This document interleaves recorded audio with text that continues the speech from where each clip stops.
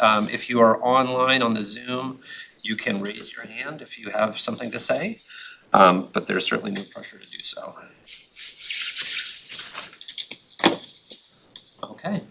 Well, then I will declare public comment closed since we have no speakers.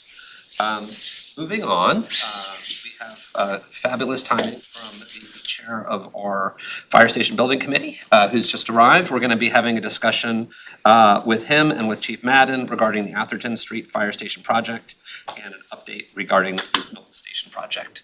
If you gentlemen wouldn't mind joining us at the table.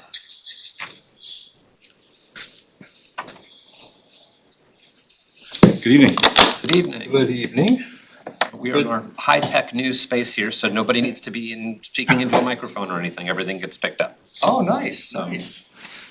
You know, the Fire Station Building Committee project refurbished the space because it was a heck of a lot better for the town and less expensive while we had the contractor here doing the work next door to do this.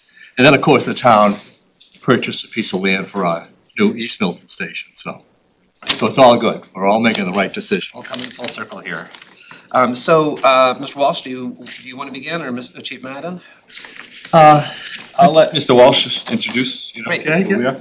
So, first of all, I'm thrilled to be coming with our new select board member, who is the son of a firefighter and the father of a firefighter. In fact, his father lived right around the corner from me, and times I'd be walking over the store, I'd say hi to him or talk to him. I never knew he was a firefighter then, and I wish I did. I could have had some interesting discussions.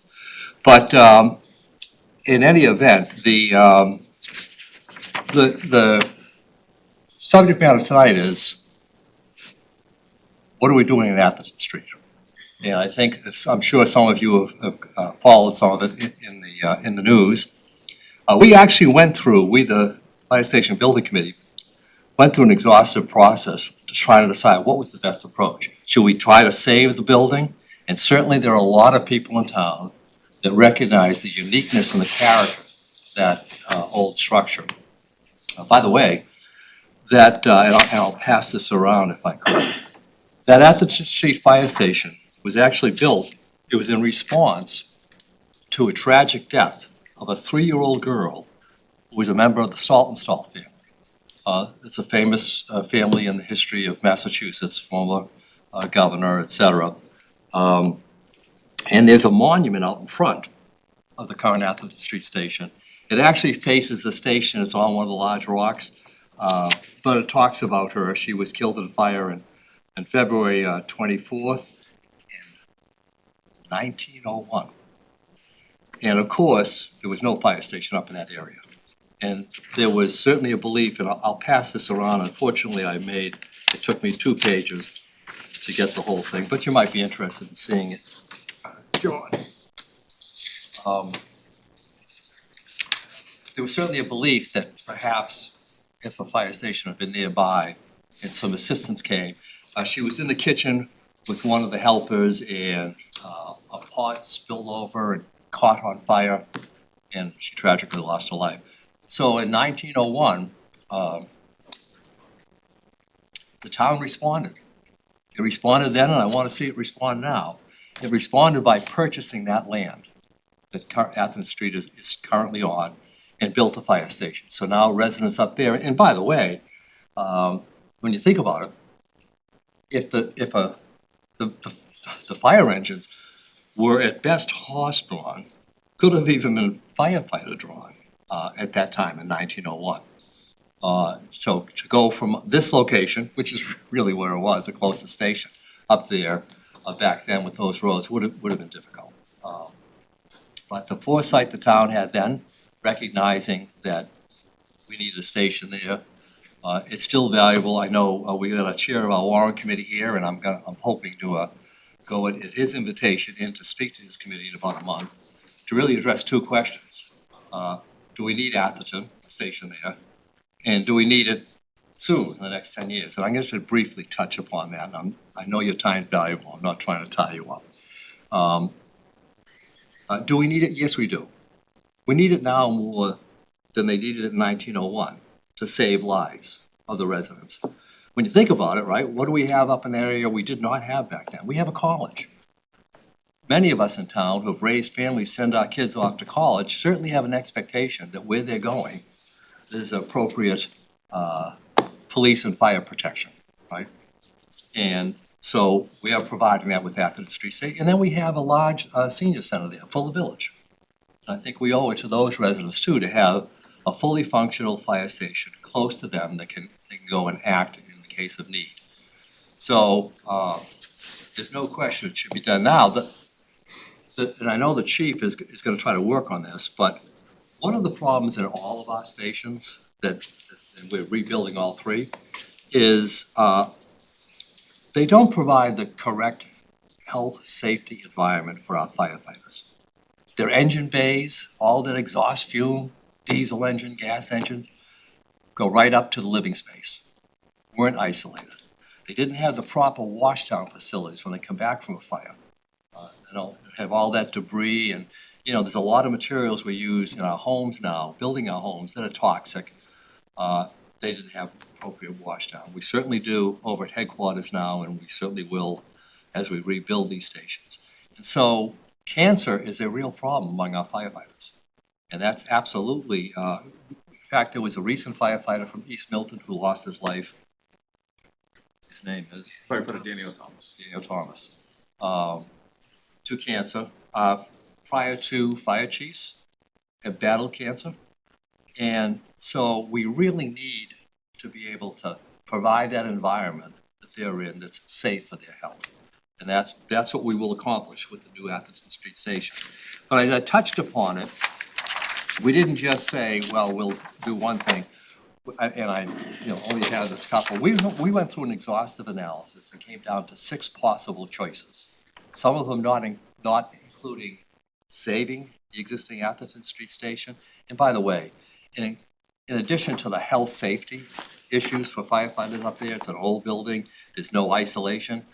The bays themselves, if they were suitable in 1901, the fire trucks today are too big. The fire engine that's up there now, it's very talented firefighters that are backing that in with less than 3 inches on either side and less than that above the roof. And all the equipment is getting bigger, right? There's no question about it. So the bays weren't adequate. So we looked at a variety of options. Could we save it? And I'd be happy to pass this around. The irony is all the suitable options, and there were 6 as we finally went around, they weren't that far different in terms of their cost. And I especially was thrilled about that because I didn't want that to be the predominant factor in which way we guys, it was just the cost. So let's just build the cheapest thing we can do to put there.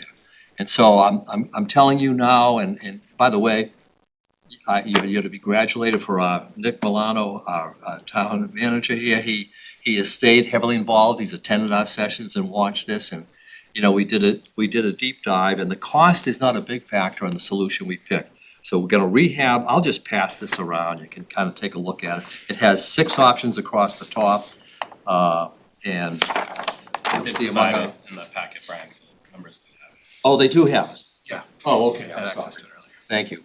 Thank you, appreciate it. So the cost wasn't a big factor, but what we're going to be able to do, and by the way, the night that we were having our meeting to try to decide on which way we go, it was pretty well attended, including the chair of our historical commission who came in and made a passion speech for us to really consider saving. It's a unique building.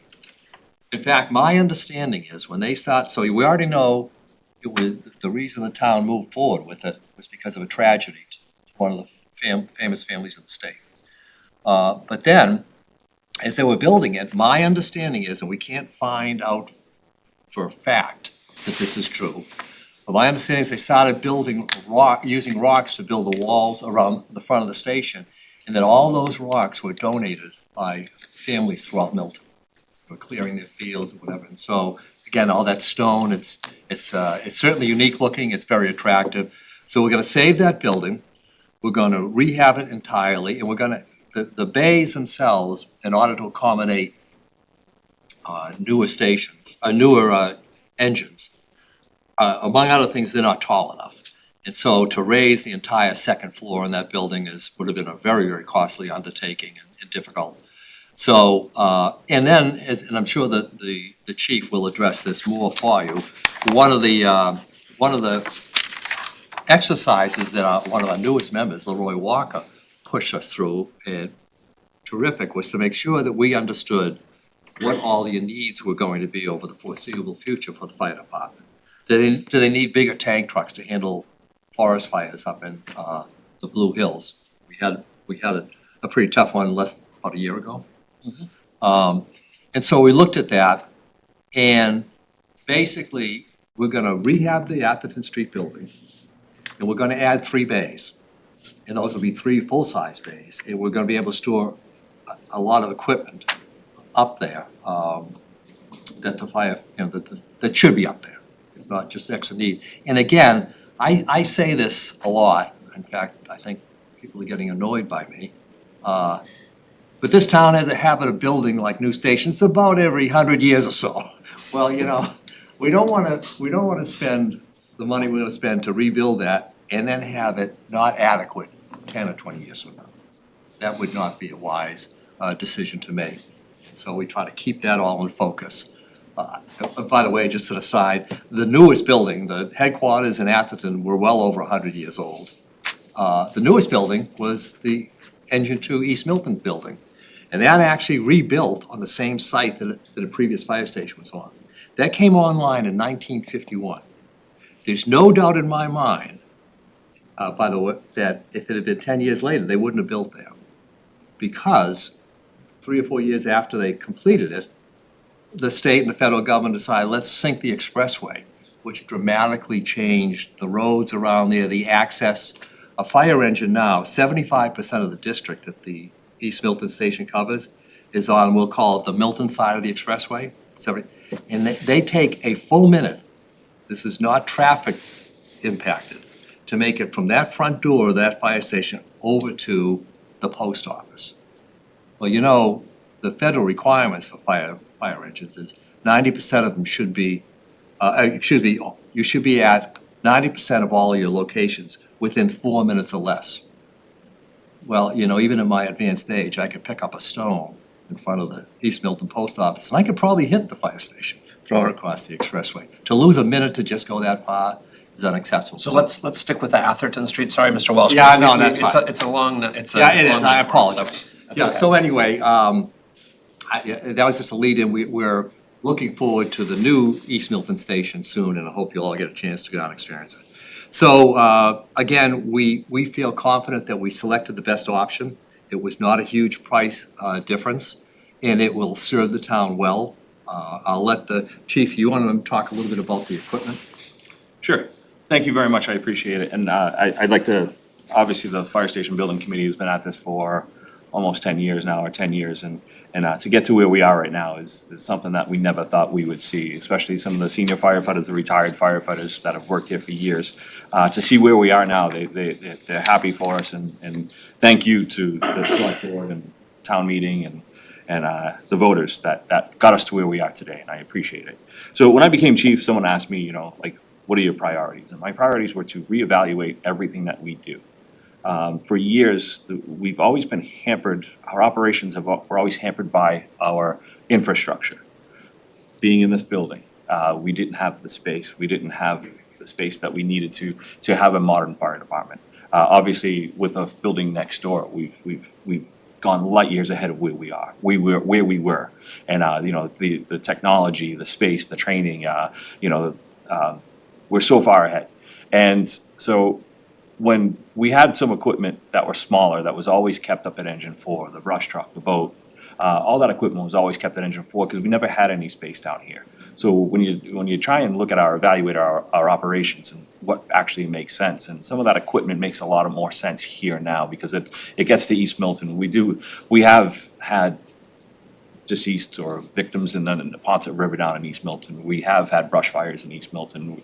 We do have a lot of hikers, the lost hikers up off of Chickatawbit Road. And so, having all that equipment up at Engine 4 always made sense back in the day just because that's the only space that we had. We didn't have any other space to keep that equipment. And now that we have the space here, it just makes sense here, and it just operationally speaking, it does help, and it does, just makes sense for the fire department. So when they started looking at these buildings, one of the things, when they were gonna rehab engine 4, they kept that equipment there just because it had always been there. But it doesn't make any sense. It doesn't, so the smaller, lighter trucks that would actually fit in that building, made sense until we actually took a good hard look at what we do operationally.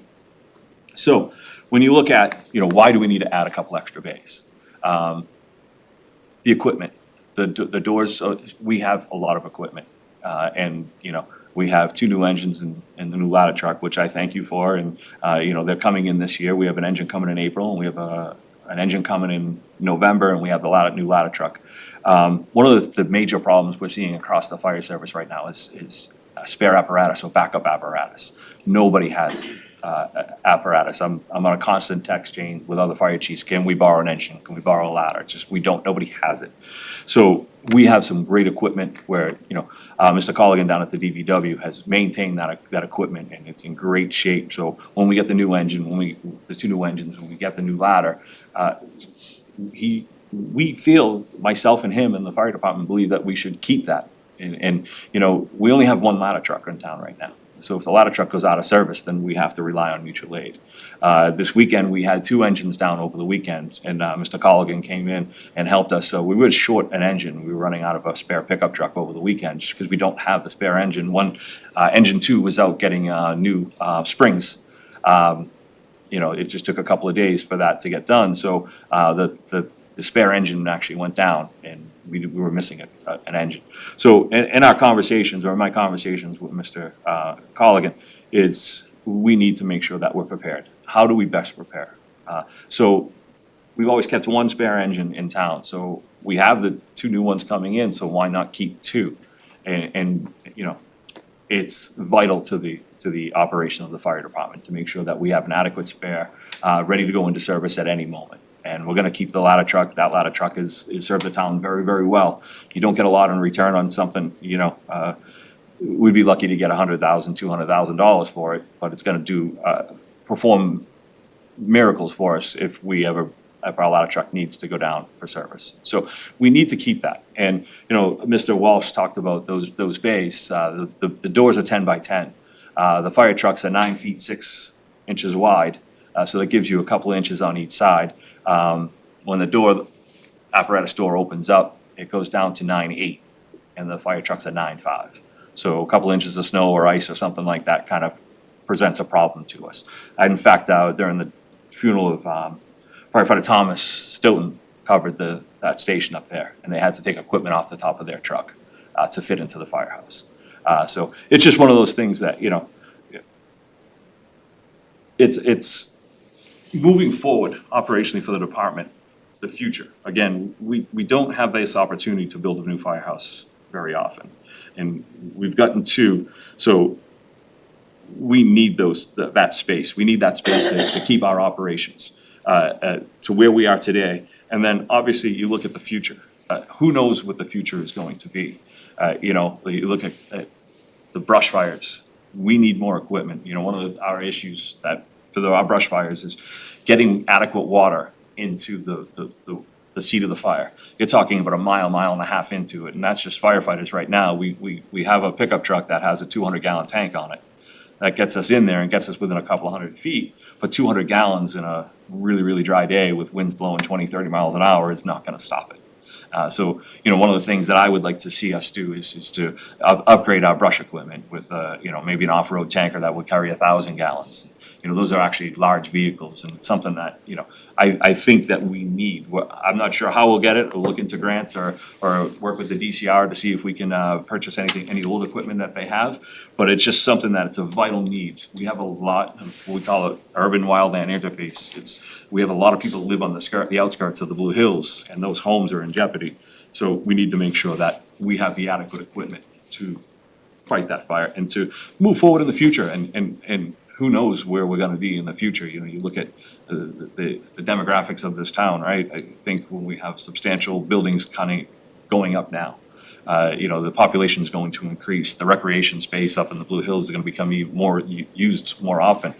So I'm not sure where the fire service goes in the future, but I think we have an opportunity now.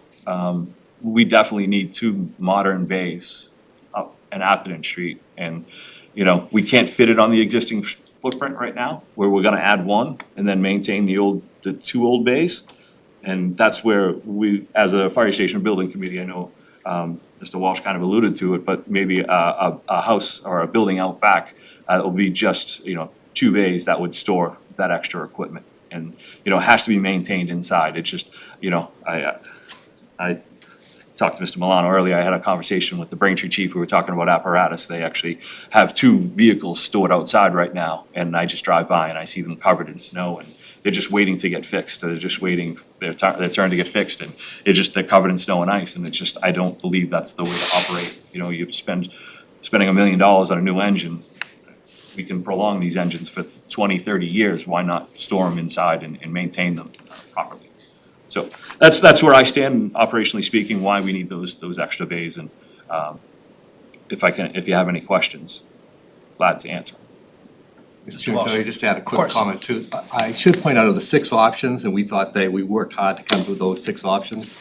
I mentioned the pricing was not dramatically different. The least expensive of those 6 options was 14 million, just over that. The most expensive was 19. The right solution for the town of Milton, and we worked hard on it, was only a $16 million option. So it was by far not the most expensive, and it was only slightly more than the least expensive. What was the, are we asking questions yet? We are now. What was did you have an office estimate for the building and what accounts for what do you think accounts for the variance and the proposals? Well, the proposals, they don't all include rebuilding the Atherton. Right, A okay. couple of the proposals was to demolish it. Yep. House the firefighters temporarily and the engine temporarily and back, and then rebuild up front. We did have some, I'm glad you mentioned this, because we did have some exhaustive analysis about the existing digging down deep to make sure that we're not gonna run into issues if it's sinking or sagging or any other things. And I don't know how long ago, but it probably, if I had to guesstimate, it was probably 20, 30 years ago, the town reinforced the building. If you go down, there's actually, and this is something we don't do nowadays. Anyone building a fire station nowadays does not build it with a basement below where you store the engines. And there's lots of reasons, but the most important is they're getting much heavier. In fact, the current East Milton station that we're about to retire, we had spent $50,000 to shore up the floor, because with the second engine, it was starting to sink already. So you typically don't do that, but at Atherton Street, we're gonna have the flexibility now with larger new bays built on solid ground, to put in the smaller equipment. And it's already been reinforced with steel I-beams. I know some of you joined us on one of the tours not that long ago down there. But so we did adequate testing of the ground. Is it gonna be stable? Will it handle the rehab and still be appropriate for what we might want to put in those the smaller bays?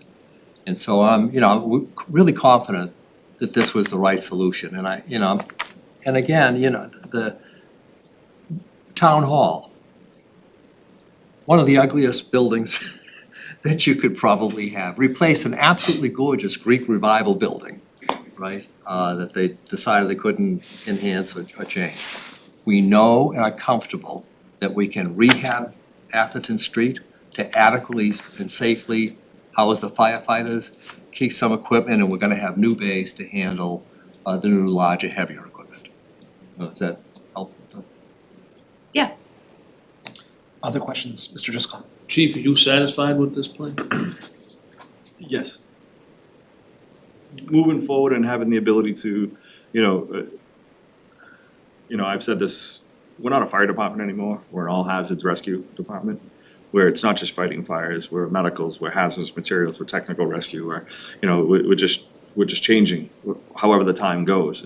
And to find out where we go in the future, and, it's hard to see in the crystal ball in 10 years, but from what the department has changed in the last 10 years has been just eye-opening, just, we've changed so much, so, yes, it'll serve the, forward. it'll serve the fire department as we fit now, and it also gives us a little extra room to, expand or, depending on the equipment that's needed.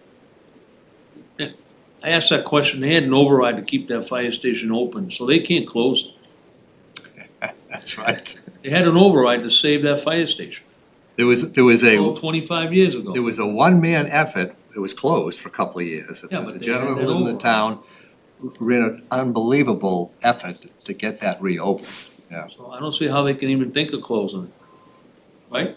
I mean, by the way, when the fire station building committee started, the very first thing we did was we did an exhaustive analysis of whether we could properly protect this town with just 2 stations instead of 3. And we didn't care, what we did was we said, all right, if we just ran on 2 stations, what would be the best physical location? Doesn't care who owns the property or whatever. We picked 2, we did our analysis, and then we paid for an outside expert. And there was, in 10 years of history, there was almost 100 actual calls that we now would not have made it within the 4 minutes if we tried to do the 2. Which is the requirement, and lives could have been staked. And let me tell you, the traffic patterns then in the town were significantly better than they are now.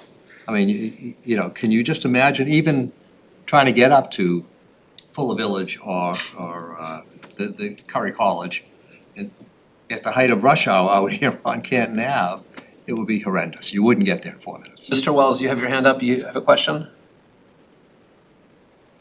Thanks, Mr. Chair. I'll wait. I just have a comment. I didn't want to let you end before. I can wait till the end. Let everybody finish. Okay.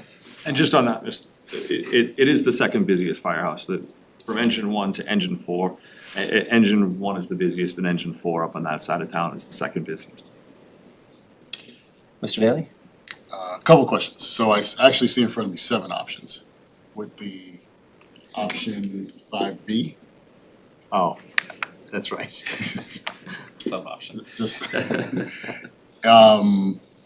is there one that you all are leaning towards that is more favorable? I see Oh, I'm sorry, I thought, yes, we voted to, it was option 3, but I think so it's a hybrid. It was a combination of the current plan to rehab the building and then to add a building, a 2-bay station or a building out the back that's kind of connected to just store apparatus. It's no living quarters, it's just a building that, would be able to house a modern fire truck, a spare truck that doesn't have to be in service right this minute, but it still keeps it maintains the truck and it keeps it in a ready status, so it would take a couple of minutes to put it in service. But that's what we've kind of agreed on, and I think it was someone in this room that kind of came up with that. It was actually something that was looked at long ago by Chief Grant in the Fire Station Building Committee when it first started, and I don't know why we went away from it. And then it just kind of popped up in the meeting the other night, and I think it kind of satisfied me as operationally speaking. Not that I don't care about what the building looks like, I just want to make sure that it maintains our operations and gives us plenty of room in the future to expand if need be. And, so looking at the firehouse, there was a lot of people that are really very interested in keeping the fire station looking the same way, reusing that building, because it is a beautiful building. So it kind of satisfies everything, that we kind of looked at as a committee that night. And just for my edification, just a little bit of history. So when the project was started a few years ago, there was an amount that was allocated for, I think, all 3 builds, 32 million? 32 million. And I think, Mr. Walsh, when you came and talked to us about the East Milton Fire Station, you alluded to those funds have essentially been exhausted in the building of the current East Milton's fire station and some. If I could address that, because it's an extremely important point. When we started the project, one of the strong pieces of advice we got from our owner's project manager was, look, if you go out, if you know you're gonna do all 3 stations, if you go out to the market with all 3 stations to be done at once, you'll probably get the best pricing, because contractors can look at it and say, hey, you know what? We can dedicate these resources to the town for X amount of years, et cetera. So we marched down that path. To developing building plans for all three stations. And by the way, the Atherton Street Station plan at the time was to rehab the existing station. Then what happened? We were about to go out and COVID hit. And when COVID hit, that dramatically increased a lot of the materials cost, created a tremendous amount of uncertainty to contractors. And so again, based on and by the way, we did estimates, we thought we could do all three stations pre-COVID with and we really have 34.5 million, whatever the number is. We thought we could do all three. The funding, by the way, the sales pitch to the town, we said, look, we can do all three stations and with no increase to your taxes. Because a former chair of this board, Tom Hurley, realized, you know what, we've got declining debt from the rehab of the 6 schools and the library. We know we've got to do something about these fire stations. So if we freeze that debt and keep it, people's taxes won't go down, and then you're selling it, we can say, all right, we're gonna get you some new stations without increasing your taxes. And that was always the plan, but you're right. Because of COVID, it hit us, the headquarters station, more expensive. East Milton, not as much more, but more expensive, and we don't now have the funds to also cover the Atherton Street Station. Other questions from the members? So the estimate for this option, for this build is 16 million based on a design at this time. And nothing's gone into procurement yet, correct? Okay. The design needs to be completed. It's a partial design What of the percentage renovation. is it at? I think they got to construction They about were 60%. 75% drawings, but obviously minus the back building. They were 75% drawings. And so what are you looking at roughly for project schedule? Okay, so, good So question. you'd have to go through procurement, you'd have to get a notice to proceed, and then, so what is that? Well, Megan, if I could, What's the timeline? What we first need to do is to get more funds to complete the design, about $1 million, and that we hope to have before the town, but this next town meeting in the town. And then, in a perfect world, we hope that by the following town meeting, we're going to pitch the whole project so that we can start. Engine 2 is supposed to be completed in November, so we'll have that wrapped up and we'll be pitching to the town to pick up the funds to complete Atherton. My question is, what is your goal to break ground on the project? Likely spring of '27, Okay, after completing bidding and getting a contractor moving would be spring of '27. And I think it's like 16 months expected construction, which kind of tag along with what East Milton was generally, starting in the spring and completion by fall, winter of the following calendar year. So we'd be in next town meeting after the one coming up, voting on bonding for the 16 million. Correct. The anticipated timeline would be complete the design with this appropriation from annual town meeting, come back to fall town meeting for approval of the total project, and have a ballot question on the state election in November. Alternatively, it could come to the annual town meeting a year from now, annual town election a year from now, but that would push all of those dates further back, so. Thank you for correcting me, Nick, because we were going through all this extensively. But, but I think at a 75% design, and, you know, these things only get more expensive, they don't get less expensive.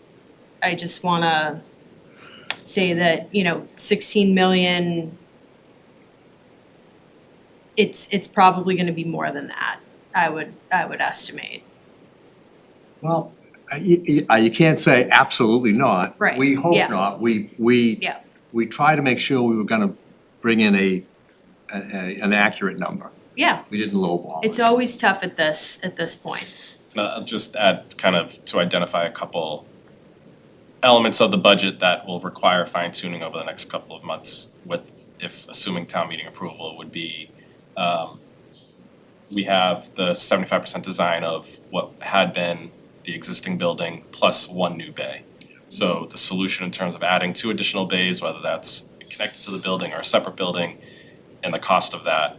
Temporary quarters, since the building will be renovated, we will need to find and secure alternative location to stage both the firefighters and apparatus. So it's a budget number now, but it's a budget number that we need to nail down, do some homework in terms of in the area of trying to find an alternative location. And then just because it's a renovation project, carrying a pretty significant construction contingency in case there are unanticipated issues or risks with the actual project in terms of working on a old 125-year-old What kind of structure. contingency are you expecting to carry? It's spelled out in the materials, but off the top of my head, And we've done that for both the previous project as well, and the good news is we didn't exhaust it completely on headquarters and Good. hope not to on East Milton. Mr. Driscoll? Nick, did you think of going to Curry College, see if they have room there? They have I dorms. did reach out. Yeah. We have reached out Just put and a temporary tent for the fire truck. Contingency. we had that conversation. Yes. And the chief had identified a potential building even, but no, we've had that conversation internally. We've reached out to Curry to kind of start that more serious engagement. Whether it's feasible or not will have to remain to be seen, but it's an option on the Be a table. good neighbor. I would tell you that other towns in an effort like this have brought in, a trailer, a mobile home for the firefighters to live in and put a tent over the truck that they're using, In any event, the beauty of Atherton Street is the lot is large enough that we could do that too. So we will do our best to come up with the least expensive alternative to the town. And you feel as though you've done a really robust requirements gathering, and this is gonna fit your operational requirements for what the demand is gonna be in this part of town. Yes, I believe so. It just, it's hard without a crystal ball, Yeah. just trying to figure out what the trends are in the fire service and where we're going and, I've really All thought trying to about it. forecast an uncertain future is the Yes. name of the game for what we do. Yes, and I just see the way that we've operated since I've been on here, when I said I have to reevaluate everything, you truly have to reevaluate everything because, we were a 1950s department until we moved over there. And we were able to really spread our wings and I tell you, the firefighters that are over there really, they had the fire at Craig Street and the next shift in, they went into the conference room and they brought up Craig Street on the map and talked about apparatus placement and how it went well and how it, some things that they needed to work on and so that right there makes us a better firefighter and that's something that we never had that ability to do. You would all be huddled around a computer. Now we actually have the facilities to actually do something like that. So it's really working and and I'd be remiss if I didn't talk about just the health and safety of the firefighters, and I think, we've discussed that at length in the past, so, that's vitally important, we need to take care of the people that are taking care of us, so, and I appreciate that, so. And if I could, I'll tell you, I believe the new headquarters that we built is a headquarters that the entire town can be proud of. I believe when we finish the new station, Engine 2, the same thing will be true. We had robust discussions, well, should we just do one bay and just limit the capacity to that one operative engine? And the chief and others said, no, wait, you got all these other requirements. So we have the 2 bays there. I'm confident that the town will be proud of that East Milton, and I'm confident that they'll be proud of this Atherton Street for years to come afterwards. And I thank the Fire Station Building Committee, they have, when we talked about exhaustive research back to, the 2 firehouses versus 3 firehouses, everything that I suggest, they wanna make sure that I am actually on pace with everything else and not just I'm not asking for a 60-bay firehouse or anything like that. I'm looking for real needs for the current firehouse, fire department and the future of the fire department. And I know, Mr. Fundling and I talked about it earlier, there were some questions in our last Fire Station Building Committee. He said the committee was asking those same questions or a lot of similar questions of why do we need this? Why do we need that? Why do we do it? So we've done that and they've really taken me to task on it, so I appreciate a couple of members that have really, yes. So I do. John, you asked an important question, I just thought I'd point out, when we were finally down to, we're gonna take a vote among these options, and we exhausted them, there was several members of the committee quickly went and said to the chief, well, are you okay with this option, you know, because we don't have the long-term expertise.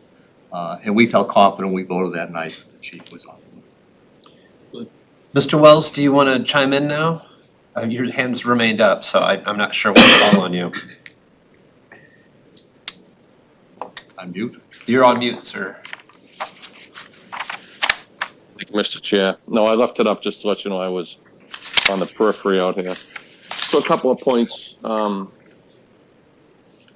think I've been the liaison from the select board to this committee for 7 years, Mr. Chair. Chair Walsh, like a long time. And We'll need a new one, by the way. yeah, I know you will, because I'm coming near the end, so I'm going to just talk about a few points, some to the chiefs and some to yours, Brian. From the time Tom Hurley was my first year on Capitol 9 years ago, that the Hurley Amendment was passed, Tom remained on the Capitol Committee with us after he left the board for at least 1 year, maybe two. As you know, this was a really unique concept to be able to use the retiring debt from the school building project from the 1990s and 2000s to fund this project without creating additional tax burden for the citizens of the town. And that's really a credit. There's nothing like this in the Commonwealth anywhere. To Chief Madden, I remember our first informational meeting was at St. Agatha's. Retired Chief Afanato, who was fire chief back when my dad was chief 20-something years ago, walked in and looked at me and said, is this really going to happen? And I said to him back then, you gotta have faith, Chief. If it's ever going to happen, this will be it. This will be now. And for those of you, a little historical perspective, as Chief Madden knows, you are currently sitting in the old bays of both Engine 1 and Car 8 tonight, where you are currently sitting in the seats you're sitting in right now. And as Chair Walsh noted, it's a credit to the expertise of that committee, and I have gone to, not all the meetings, but I've gone to an awful lot of these meetings over the past 7 years and listened. You have such a diverse group of members, citizens of this town, which in the beginning, as you know, Chief Med, the fire department didn't even have a voice in this. We made an addendum to town meeting about 4 years ago to add 2 members of the fire department, one being the chief and one being a member, to let them add their voice and operational expertise to this project.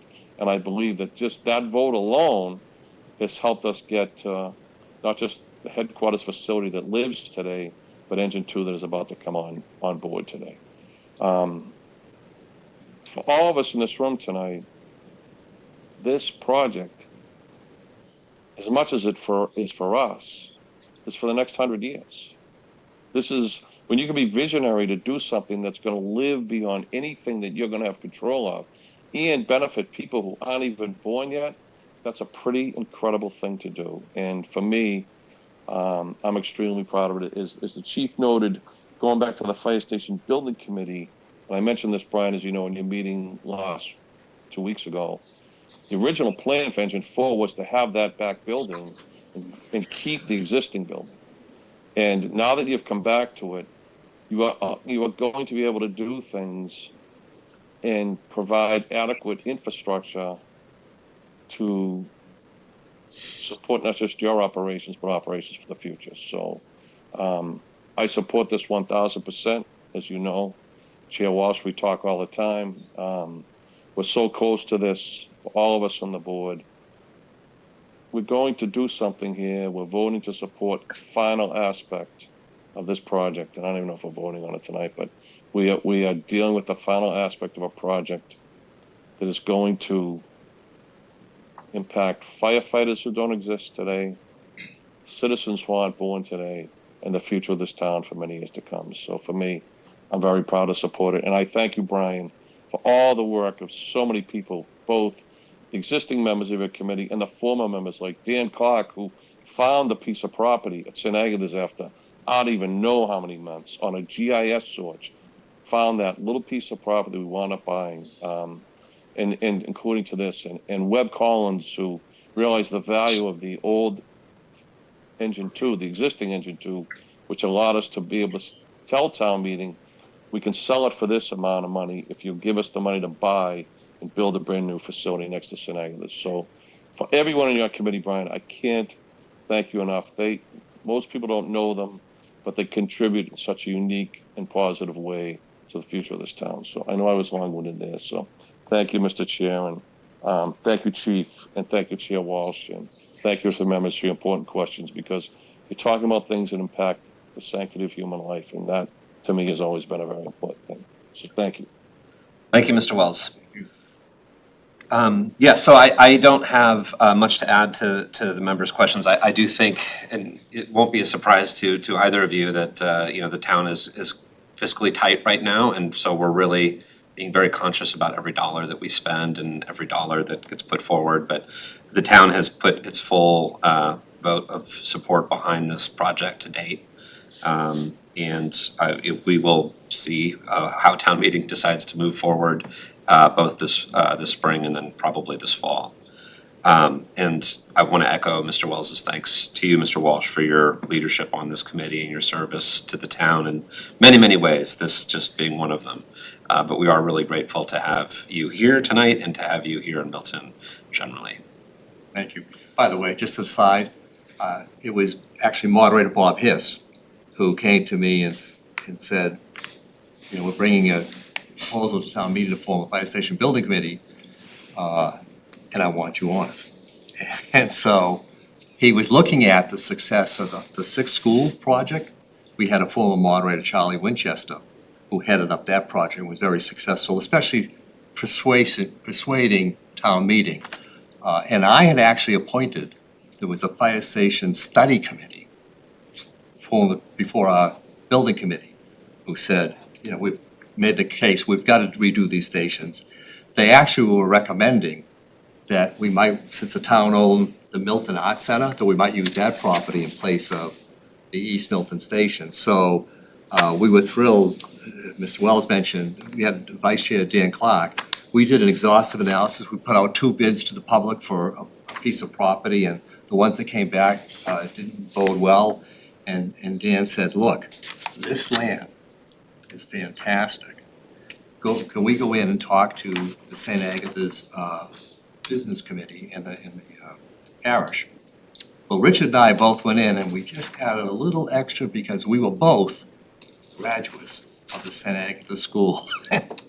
So we sold them, and I think it's just a win-win. So anyway, there's been a lot of people who have helped, and I expect that we will, especially the approach that we're taking, we will get support, even in these difficult times. Look, I don't remember ever being at a town meeting, and I've been to a lot of them, that someone walked in and said, oh, we've got all kinds of extra money. It's either tight or like really tight. But thank you for your support. I do really appreciate it. And especially Nick Milano has been terrific, and of course, the chief. So, Mr. Milano, we don't have any, the fire station building committee, because it's a moderator appointed group, they can put their own articles forward, is that right? Ultimately, select board needs to vote on all the articles in the warrant to include them all. But the select board does not need to take a position on the article this evening. There's no immediate action required there unless you felt you wanted to at this time. Mr. Driscoll. Is that picture of Mrs. Blue Room still there with the horses coming out of the old engine? I'd get that blown up so you can show the people what you had and what you went to. That was a no-brainer for me. I just looked at that picture on the warrant committee and said, we gotta do it. We, interesting enough, the town meeting that we went to make the pitch to get funding for let's go do the 3 stations, we brought and parked right out front. No fight. It was a firefighter drawn pumper truck that was actually at a fire museum in Quincy for several years. They closed that, gave it back. We had that again. John, I gotta tell you, I'm thinking that might show up at town meeting yet to point out. A picture.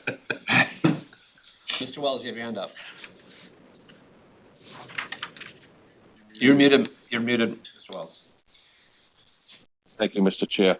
Mr. Chair, I'd like to make a motion tonight to support this going forward, and support this article for the annual town meeting. And I make that motion tonight. Okay, motion's been made. Second. Seconded by Mr. Driscoll.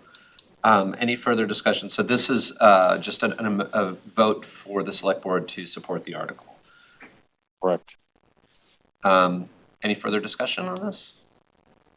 So this will be a roll call vote. Mr. Wells, we'll start with you. Absolutely. Mr. Driscoll? Yes. Ms. Hegarty? Yes. Mr. Daly? Yes. And myself, yes. So you have our Thank you. support. You have our best wishes for good luck, and maybe construction costs will come down. That'd be nice. Wishful thinking. Hey, So, and thank if we you. can keep you, Chief Madden, I believe we're gonna get a quick report from you on the fire station, but Oh, Mr. yes. Walsh, I think you are, Exit you are stage all- left? You can stay here as long as you'd like. Thank you, appreciate it. Okay. Chief Madden, we have been bringing in heads of different departments to share their, just sort of an overview of their department, what is concerning to them, things that they would like us to be aware of. We obviously have talked extensively this evening about some of the physical plant, but we really turn this time over to you to kind of give us a state of the fire department, and then we'll be able to ask some questions as we have them. Absolutely. Thank you very much. I appreciate the invite. You know, I didn't get a chance to watch any of the others, so I just kind of put some things together. And just, you know, one of the things that I look at is, you know, right off the bat is 2025, we did over 4,000 emergency responses. And a lot of people don't realize that we do that many in town. And so it breaks down to almost 2,900 medical calls, you know, like 600 alarm calls. I think we had, you know, 17 vehicle fires, 12 brush fires, and 13 structure fires, 21 hazardous conditions like fuel leaks, 11 electrical conditions, you know, just to break it down, you know, kind of a busy department when you look at it, you know, and so that's what we are, and, you know, I apologize, and, you know, in the past, every time we've had a significant fire, I would always advise you of what happened that night. I apologize, I was away on vacation, so I wasn't at the fire. I kind of updated Mr. Milano from He did from provide the us an road. update. So it was just you know, it was a challenge, but I will say that, you know, that day was the firefighters have done an amazing job. You know, since the storm, and, you know, one of the things that we always do is we go out and we shovel hydrants. So we ask the neighbors if you are capable and you have a hydrant next door or in your neighborhood that you want to take care of, please, by all means, you know, 3 feet around would be great. You know, just to helps us help you. You know, I know Braintree had a fire yesterday or the day before, and they had to shovel out the hydrant, so it kind of put a little delay on it. And I know Braintree Police put something out, and it's reached social media, and I believe it was on the Milton Neighbors page as well. But it just so happens that, you know, I think that storm was a Sunday, Monday, Tuesday morning and Tuesday afternoon. Our firefighters, they go out and they shovel hydrants, you know, an hour in the morning, an hour in the afternoon. You know, they do it until most of the hydrants are done, and just so happens that day they were down Craig Street, and they decided to shovel the hydrant out across the street from that building. And a few hours later, they were called back to that building, and they did an amazing job. It really, you know, extreme cold, really windy day, and it was an acting deputy chief. One of the deputies was off, so it was an acting deputy chief. It was his first fire running an incident like that, and he did just an amazing job maintaining that. And, you know, all the firefighters came home and you know, unharmed, and unfortunately there was a tremendous loss in the building, but both people were able to, you know, the fire department had to actually go in and say, come on, you need to get out, you know, so they escorted them out of the building, kept them safe, and so it's just a challenging environment, and they did an amazing job, and they've, you know, this weather, they're still doing it. They're still, you know, today they probably went on 7 or 8 runs already today, and it's still cold and it's snowing out right now, and they'll still respond. So they just do an amazing job. So one of the things that I looked at is, you know, what do we do? You know, one of the things for me is training. We're always training, and, you know, we talk about using the new firehouse and how do we do it. You know, this 4 weeks We do 1 week of EMS. This month, we did medical assessments with Coastal Ambulance, just to, try to assess a patient right off the bat to try and get the vital signs and everything else, and we work with Coastal. They came in and we worked through that. We have 3 new CPR instructors on the department. Our CPR instructor had retired, so we trained 3 more. So now we can give classes, and where we go with that, I'm not really sure, but at least we can go in-house, and we have some people, I know, like, we've gone over to the Council on Aging, we've gone to Town Hall and shown how to use an AED or a CPR, or just kind of a demo. So we have some people to do that. We're always doing, cold weather, we've done ice rescue, so just nobody be alarmed if you see us out on the ice. Once it starts to warm up and the ice starts to get a little thin, we go back out in the ice. We do some preparatory stuff in December just to make sure all the equipment's good and ready to go. And then, whenever we get an opportunity with some weak ice, we go out there to perform that training. So you should see that coming up. We did some firefighter training. We call vent enter isolate searches. We're able to use the training side of the firehouse, and we throw a ground ladder into the building, and we climb the ladder, and then we search a smoked out room and close the door and get the victim and get them out. So that's what we're training on this week. So we're always kind of training. Every week we have something going on. So some of the projects that we're looking for, I mean, obviously, we're still working out. We've been there for 2 years now, and we're still working out the kinks of the firehouse, right? We're trying to, kick some of those old habits that we did, because we didn't have the building. But now, like I said, we're, when they come back in their next shift in, even though they have some other sort of assigned training, like they have, hydrants or whatever, they still went in and utilized that technology to try and figure out how to do things better and what we did right and what we could work on.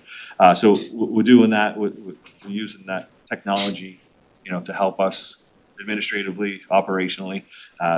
We're figuring that out. So obviously, got a lot going on with East Milton and the Atherton Street, just trying to, I involve some of the senior leadership of the fire department to help me make these decisions and where we are. And, there's some great people that I work with that really give some good advice, and we talk about it, and we talk through it, and, what we do need, what we think we're going. And so just busy with Atherton and East Milton. As I said before, we have 2 new engines. We ordered the supply chain. I know that, and I know Chief Wells has been asking for a few years now with the new tower ladder. We actually have a date of September 2026. So we're looking to get that in. An engine in April of 26, and then another engine in November of 26. So they're starting to come in. That backlog of fire trucks from all over the country is starting to ease a little bit. We're on pace. I have pictures of one of them now, so it's getting there. So it's becoming real. What's that? Chief's not describing this well enough. That tower was approved in June of 2022 town meeting, so we're talking 4.5 years, which is completely out of our hands. It's really frustrating, but Where is it being assembled? Florida. Florida? Okay. So I know, like, Senator Warren and Senator Markey, it went to Capitol Hill. Okay. And there's a couple companies that bought up all the fire truck companies. Got it. And then it seems everything came to a screeching halt and prices Yeah. went through the roof. So I know that the legislature is looking at it to. Okay. It's been a challenge, like I said, across the fire service. I'm a group text with a lot of fire chiefs, and it's like, hey, can I borrow this? Hey, can I borrow that? Yeah. Hey, anybody have anything? It's really, It's tough. it's Yeah. hard, yes, so. however, and he should take credit for this, is the most recent engine in working with the vendor that will arrive ahead of much earlier than anticipated, but we're making it work from a financial perspective. Where are the but- supply chain issues coming from with the vendors? Is it just tariffs and things like that, or? I think it's multiple fold, right? I think the ARPA money, I think a lot of departments Okay. across the country were able to use ARPA money or some sort of, everyone decided after Just the high pandemic to demand. invest in Yeah. their fire service or their public safety. And then it just became a backup, and then obviously all the supply chain issues that happened at the time, and then, Yeah. you'd get whole plants that would shut down because one person had COVID, and it would shut everything down for 2-3 weeks. Yeah, So I know that was a real challenge, and it's probably it's a highly specialized product, obviously, and there There's only about are 4 or only 5 so many. really reputable Yeah, companies. right, they can that- build them. Yeah, and you look at it, again, you look at the city of Brockton. The city of Brockton was able to go up to Maine and buy a 1975 ladder truck, and, they had the money on the spot and they were able to bring it back, and they have their own mechanics, and their own fire department mechanics that can Sure. fix that. Foxborough Fire is another one, they have their own mechanics, you know? We've actually used him to repair some of the things in a pinch.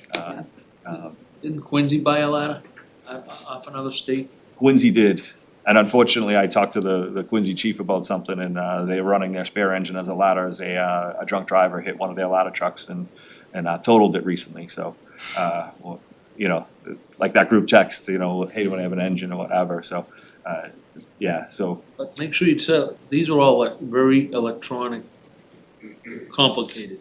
yep. It's not like an old fashioned truck where you get it going, it stays going. This stuff No, can it has to shut follow down in the- 2 seconds. EPA standards with the DEF, and it's all electronic, and yes, It's very complicated. they are very complicated pieces of equipment, yes. And you know, the other part of it, you know, one of the reasons that Chief Grant before me was great, you know, he ordered the base model, so it's not a challenge. So, you know, our engine 2 and engine 4 are sister trucks, you know, they were 5 years apart, but they're the exact same. The engine that's coming in April is the exact same as those, and then the engine that's coming in the fall is, I ordered the exact same, so they're the exact same. And our salesperson, we're very, very lucky in town. He's a resident. He's not a salesperson for the company. He's their senior engineer. So he's been a fantastic find for us. You know, if we need parts, he drops it off because he lives near the DPW yard, and he's helped design these trucks. And we're very, very basic, bare bones. We didn't go with, you know, something that's too exorbitant or whatever. You know, I just wanted our trucks to match the other trucks that we have. So all 4 engines would be the exact same, or actually all 5 engines would be the exact same. So, you know, this cabinet holds this, so no matter what engine you're on, it's the exact same equipment, so. So we have those coming in, so just, you know, so over the next couple of months, you know, it's a year for fire hose. So I've already ordered a fire hose for the one that's coming in April. I ordered that last February, and I'm meeting with the vendor next week to order the one that's coming in for the fall. It's crazy that it's a year for fire hose. I don't, I don't know why. You would think that they would just make a whole bunch of it and then just have it on but I don't know. So we have the 2 engines and the ladder coming in, so we'll be busy over the next couple of months trying to get all the equipment and everything else ready to go for that. One of the things that we talk about, you know, I evaluated the department. One of the things that I found is that operationally, or just administratively speaking, our rules and regs are non-existent, nothing written down. You know, the firefighters are great. They understand the rules, and we really don't have an issue with any rule breaker or anything like that. But when you talk about society today, and, you know, everything has to be written down, we need to have rules. So we've actually we're working with a company, and I've got a couple of firefighters, a senior firefighter and some young firefighters, and we're gonna sit down and rewrite all of our rules and regs, our policies, procedures, you know, our standard operating procedures, our guidelines, everything, you know, how we operate. We're gonna put it all on paper and make sure that, you know, it's gonna be a tremendous undertaking. It's gonna be a long time, but it's something that we need to do. We need to have that stuff. You know, it just, you know, you look at ISO, it's the ISO of the insurance services, you know, the ratings, you know, like it says you have to have this. So for us to lower our score to, you know, I think we're a class 2 or a class 3, I can't remember which one it is, but, you know, it's something that if they say, okay, hey, you're up, we're gonna adjust, well, we'll have all that this time. And I know it was something that we were hammered on last time. So we're rewriting that to keep, you know, to get us within 21st century and bring us up to speed with everybody else. We've been working a lot with MPD. You know, we did the ASHA training over the summer, the active shooter. We did that. So we found that, you know, you can develop a plan, but you need to put the plan in place or practice it. And we found some holes that we really need to work on. So I've been working, I actually went over and met some of the dispatchers today and just kind of figured out some of our holes that we have. So we're working with MPD to kind of close those gaps in our communications with them and our coordination with them, you know? You know, they do fire stuff, we do fire stuff, they do police stuff. And to, you know, our worlds are now doing this, you know? So we need to work better together, and we've got a really good relationship right now. So we're working to, you know, trying to make sure we operate well, and, you know, we talk about a unified command versus a single incident command, where even if it's a fire situation, well, we would welcome them into that command post just because we could use them, and, you know, vice versa, you know, we can help out whatever, any way we can. Our deputy chiefs, we run the incident command system on a regular basis. Every day we run that incident command system. So we're very good at the incident command system, so we can help out any way we can with any of that. One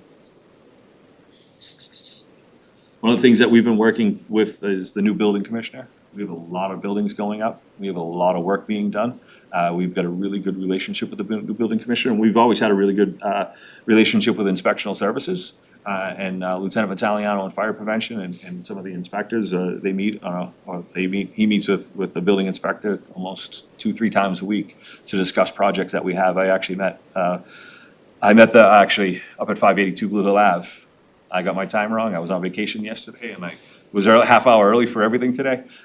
So I went up and met with the builders up at 582 Blue Hill Ave, and then they followed up immediately. And then we had a conversation afterwards to make sure that we're all on the same page. And, you know, this is what I need, this is what they need, and make sure that we're all together, you know, when they pull these permits, that we're all speaking the same language and we're on the same page. So it's not, you know, it's not like they have to go to the building and then they have to go to electrical and they have to go, it's one-stop shopping, so we're all on the same page, and we're working towards doing that. And I'd say the new building commissioner, Mr. White, is really kind of spearheading that, and Lieutenant Vitaliano is really working well with them, so it's going well. And one of the biggest changes that we did was, thanks to the federal government, our National Fire Incident Reporting System, NFIRS, it sunsetted on December 31st, so our record management system, we had to update to an entirely new system and make sure that everything works. So all of our incidents, you know, as soon as we're done with NFIRS, we would submit it to the state, and the state would then give it to the Fed, you know, on a monthly basis. This new NERA system, it's instantaneous. Once the deputy chief approves, you know, they go on an incident, they get back, they write out their incident report, fill out whatever information they need, and then they send it to the deputy, and the deputy chief, the shift commander, will press approve, and instantaneously it goes to the federal government for their record keeping. You know, how many fires, whether smoke detectors were there, you know, how many medicals, car accidents. They're taking all that information, and it's live, it's real time. So that was a big undertaking for the last few months, just to make sure that we were ready to go with that. That's basically the operations, the stuff that we got going on. We've had a really, really big change, turnover in the department recently. We've had a few people leave for various reasons. Young people that you would think would stick around for the 30 years, but they've decided to move on to other fire departments or other things in life. And we've had a couple of retirements. So currently we have 4 members, 4 new members that are in the Mass Fire Academy, the Bridgewater campus. They graduate on February 27th. So once they get out, we'll be lucky to have them. We've really 4 really good kids. A lot of my work before I became chief was at the Bridgewater Fire Academy, and I get texts on a daily basis, hey, that kid's a good kid, or hey, that kid messed up a little bit, but he got it now and he's working on it. So it's really good that we got 4 guys that will be on the trucks by the beginning of March, and then we have another one that starts next week with us. It'll go through 2 weeks of training at the firehouse, and then he starts the fire academy on March 3rd. 10 weeks from there, then he'll out, I think it's May, I wanna say 25th or something like that he graduates the Mass Fire Academy. So we'll have 5 new firefighters in place by the end of May. And then we have going through the process of hiring 3 more. We've got the interviews, and they're at the physical, going to the doctors, get their physicals for the department.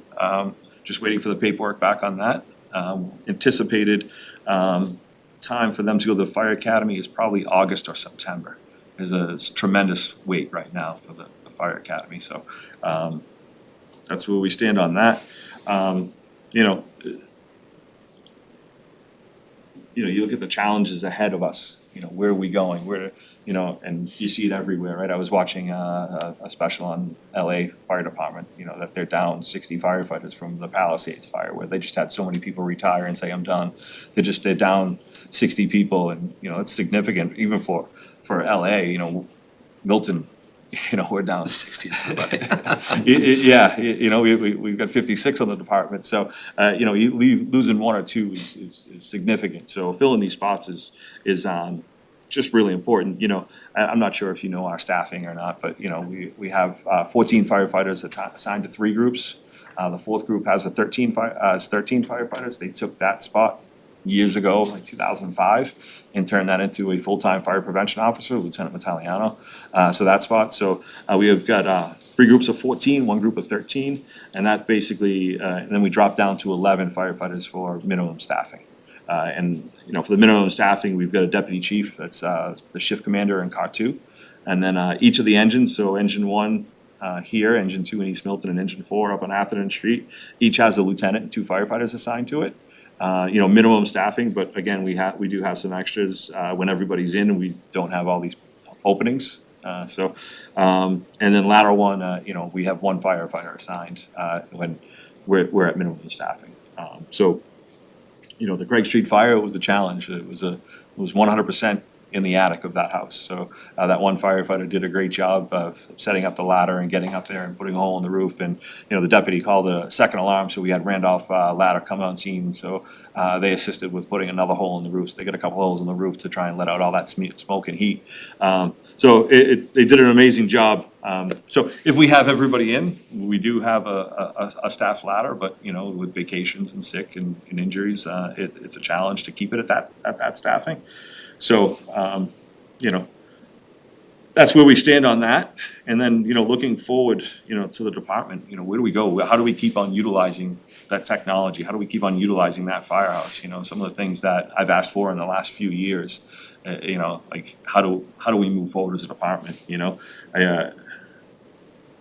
safety wise, like I would love to add a 15th person to each, group to put a minimum 12 on the ladder truck. A minimum 12 for the day and put a second on the ladder truck as minimum, just that safety.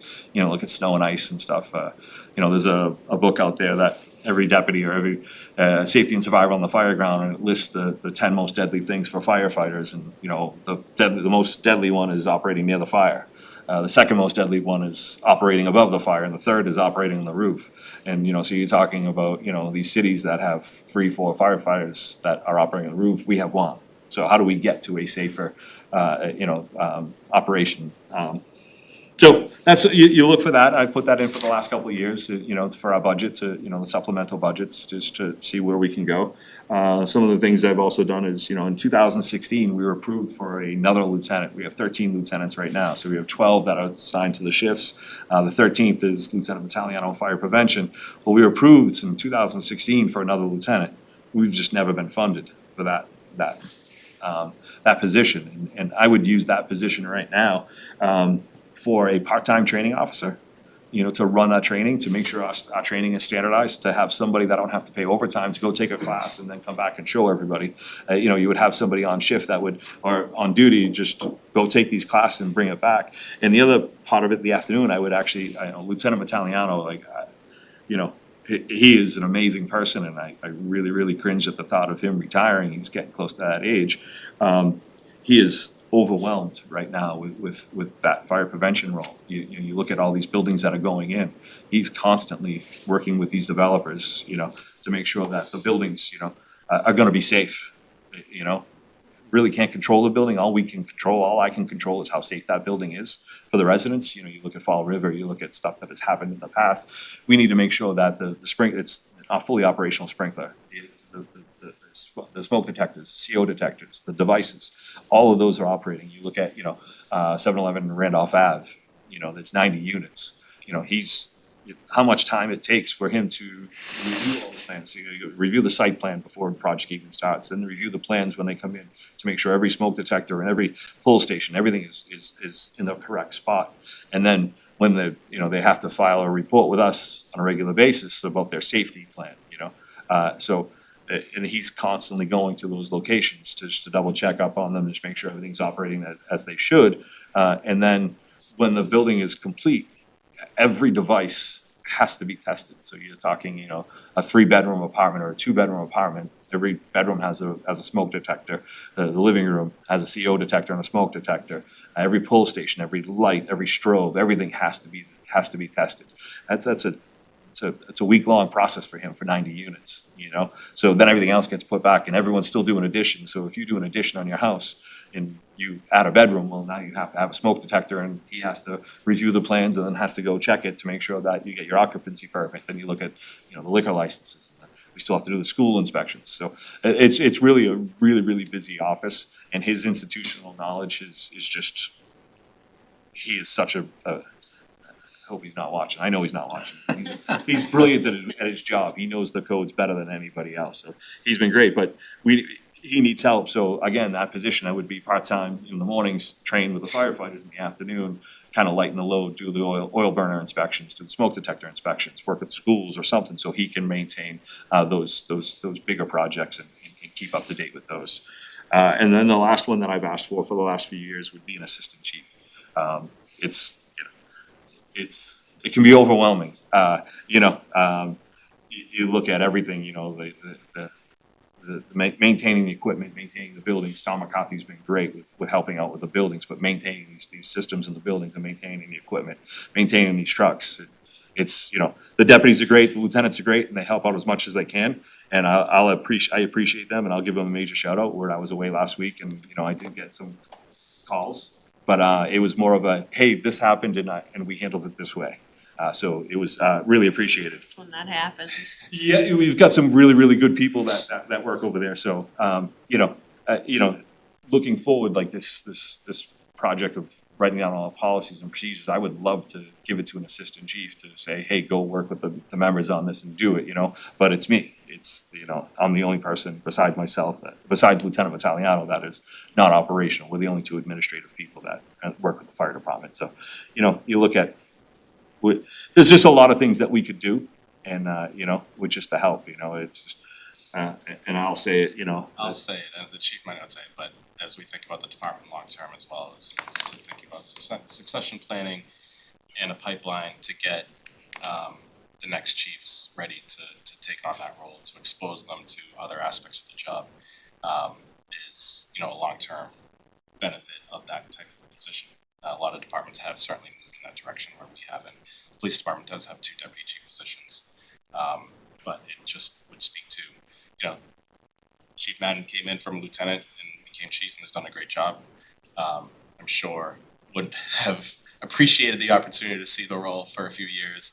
And I think setting up the department for that, you know, long-term in the future would be beneficial as well. So I just wanted to plug that. Planning that, you know, having somebody else, and the union's great, I love the union, but to have somebody that's out of the union to run things by, you know, it would be invaluable to the operation, and I know that, you know. Yeah, it would be great, you know, just to do that. And I know, I think it was Mr. Johnson that was the warrant committee, Larry Johnson, I think it was.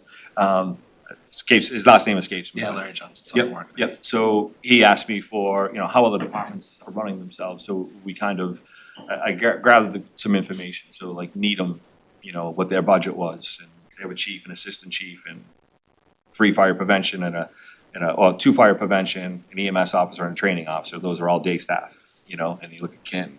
Canton's very similar. They have a chief, 2 assistant chiefs, an EMS officer, a training officer. You know, you look at Randolph, they have chief and assistant chief, 2 fire prevention officers and a training officer. So, you know, you look at these surrounding towns where they'll have 5, 6 people in their administration side, you know, 5, we only have 2. You know, so to adequately run the fire department for the future, I really think we need to start thinking.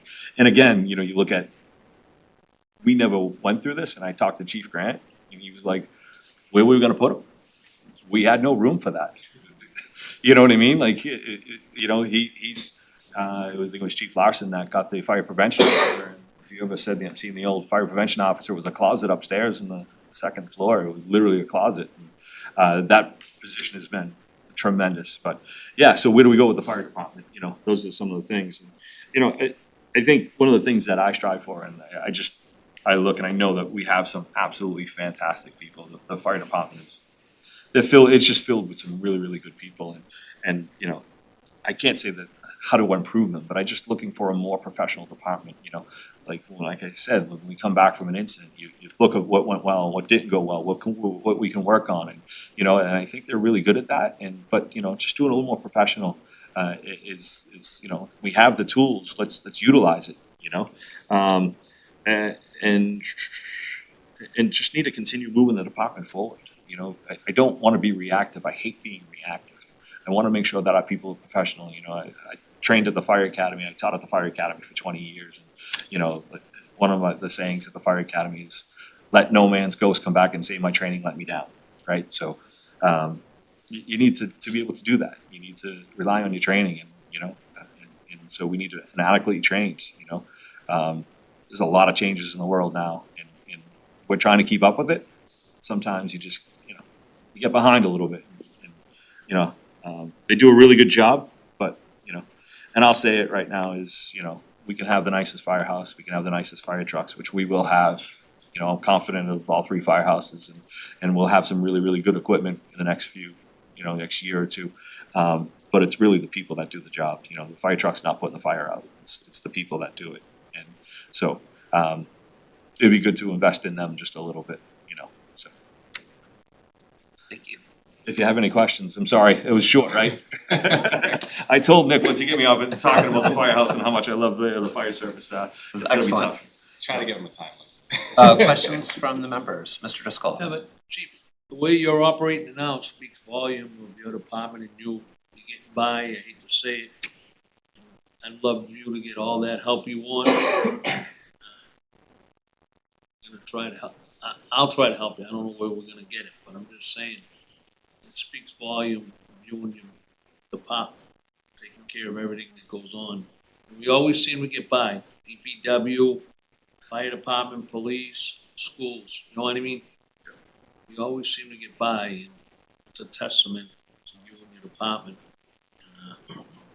I think it's, the fire service, and the schools and DPW and police and, I think, particularly, and I know the members of the fire department and I know fire departments all around is, they do what you can, and unfortunately, you say it, they'll do what they can and they'll die trying, you know what I mean? They'll lay down their life for you, whatever, to try and do whatever they can.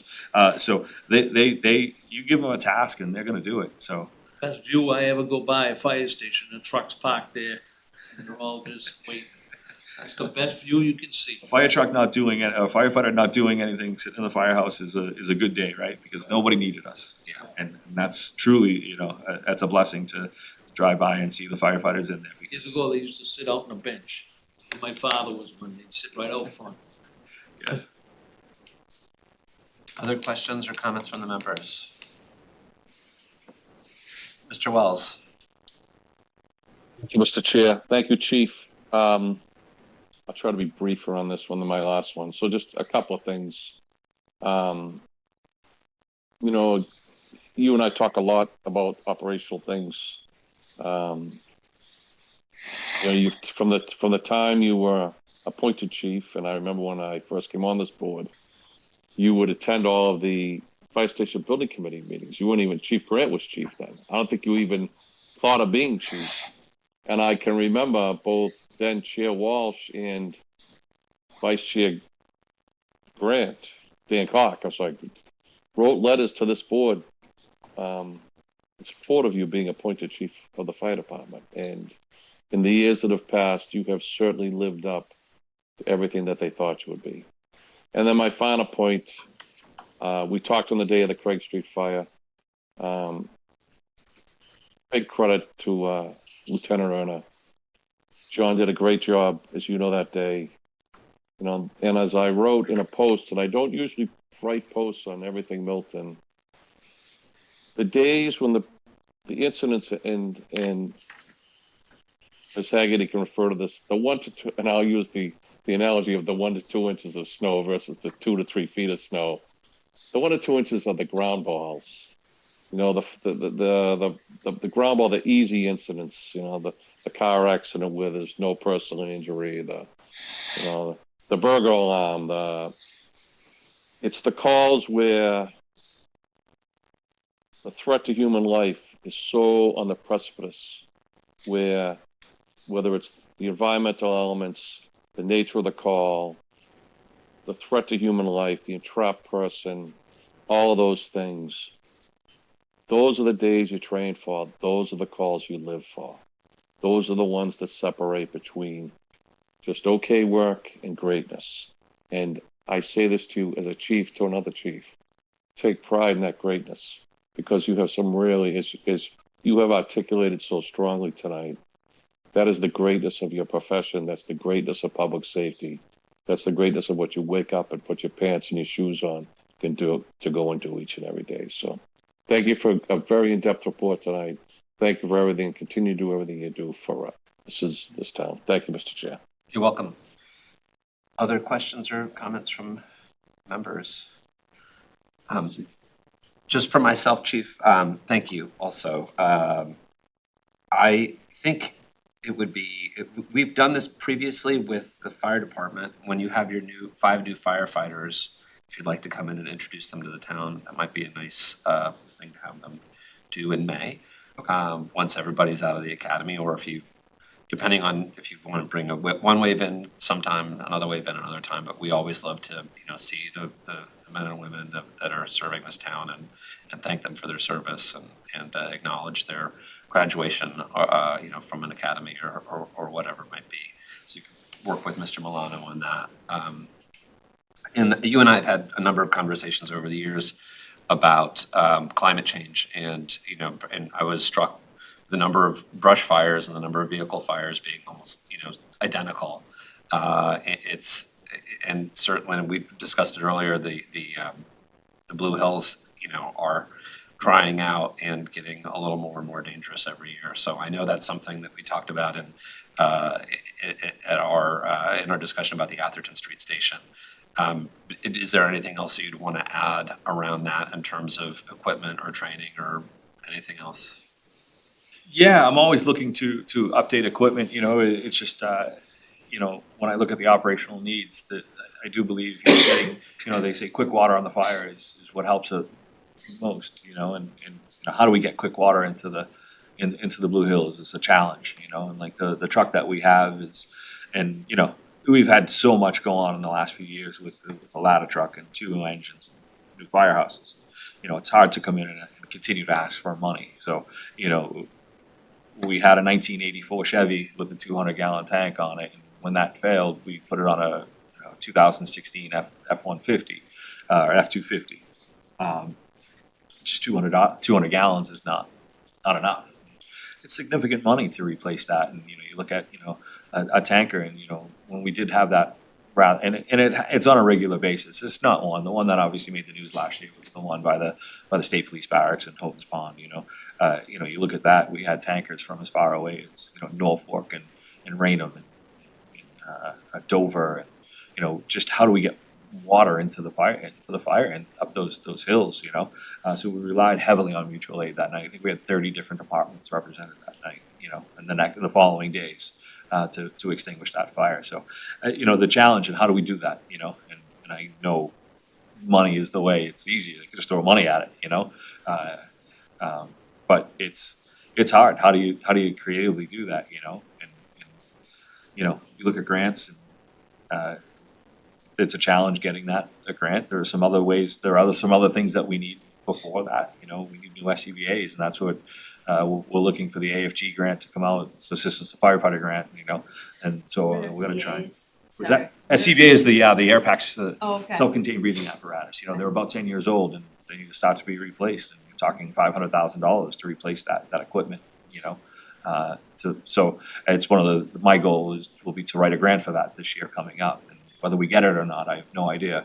But it's highly competitive, and it's really, you have to really take the time to write it. I would love an assistant chief to say, hey, go do that. It's just, and that's where, I can go to other departments and borrow, and, go to my vendor. They've written some grants, helped out with that. So that's my plan, is to try and get that as soon as the AFG grants. And, we're not sure what's going to happen at the federal level, right? Whether they're even going to open that grant. It's about 6 months delayed right now. So we're not sure whether they're going to even open that grant. So, or who's going to get it or be eligible for it. So it's just one of those things. You try and look for grants. You try and look for ways to do it, you know? Like, I would love to put in for a tanker, right, because you look at interoperability, you look at, you know, mutual aid, you look at, you know, the climate change and everything else, it screams, you know, it'd be perfect for a grant, but we do need that SCBA to keep our firefighters safe for structure fires, you know? So, yeah, you have to weigh the options in which one, you know, I'll put them both in and see if we can do it and see if we get one, you know? So it's a challenge going forward, and, you know, those are the changes that I'm looking for, you know, when we talk about that space, you know, like, what are the specialty vehicles that are gonna be, you know, hazardous materials, we still have the hazardous materials for the hospital, the trailer. We have a tent, a decontamination tent that every fire department with a hospital in its community was given, and, you know, we still have that and we use it. The hospital used it for COVID, we set up a couple of their tents and they used it for all their COVID testing back in the day, so we still have that stays up at Engine 4 right now, so we do have some of those ancillary equipment, you know, that we do have to make sure we keep a room for. That can't be, once you put it outside, then the weather gets to it in this weather and just destroys everything. So that's why we're looking for that space, so. Well, thank you very much. With no other questions, we will thank you again for your time, for Thank you being very here this much. evening. Oh, I'm sorry, Mr. Wells just put his hand up. Mr. Wells? Thank you, Mr. Chair. Just one final question, Chief. Just ballpark, are you referring to like a tanker truck similar to what Canton has? Yes, So ballpark, what's the cost of those about? I've seen some different numbers, so, you know, I've seen from, you know, a 400-gallon tank, you know, we priced one out a couple of years ago, like even get 400 gallons on the back of a 550, an F550 or a 2500 or 5500 with the Chevys.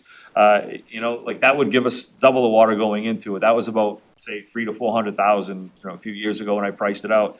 And I've seen, you know, 800,000 for that 1,000-gallon tanker that, you know, that Canton has. Canton has, okay. And that was, again, a few years ago, and I was kind of looking through that stuff, and I haven't really approached it lately because I knew we needed a new engine, I know we need another firehouse, I know, you know, so it's hard to look at that money and ask for that, so. Thank you. Thanks, Chief. Thank you for everything. Thanks, Mr. Chair. I'm all set. Thank you. Welcome, Mr. Wells. Thank you, Chief. I think we're all Thank you. set here. Appreciate Thank it. you very much. See, it was nice and short. Hopefully that snow has stopped by the time you get out of here. So our next item, 6, we've heard from the Equity and Justice for All Advisory Committee. They've actually asked for us to push this back into March. They want to have they have some internal stuff and they want to have a chat with, I think, Mr. Milano and myself before they come in. So we will just go straight to them. Item number 7, which is the fiscal year 2027 budget.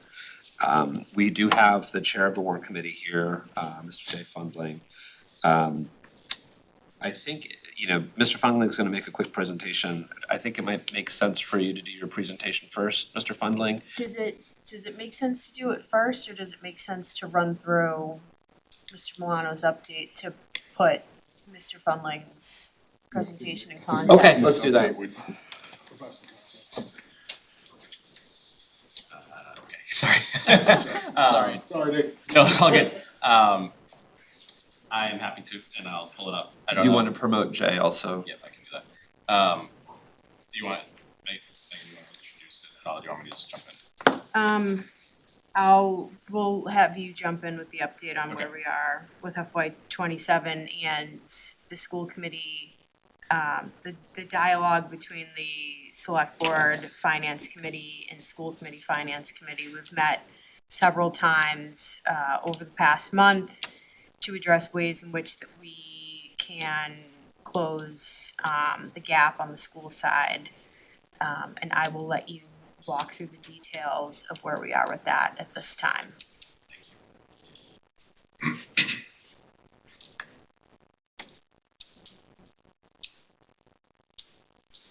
Okay, thank you.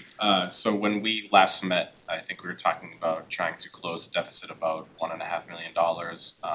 That number has since improved since our last meeting, and I'll explain what has changed since then, where things stand as of now.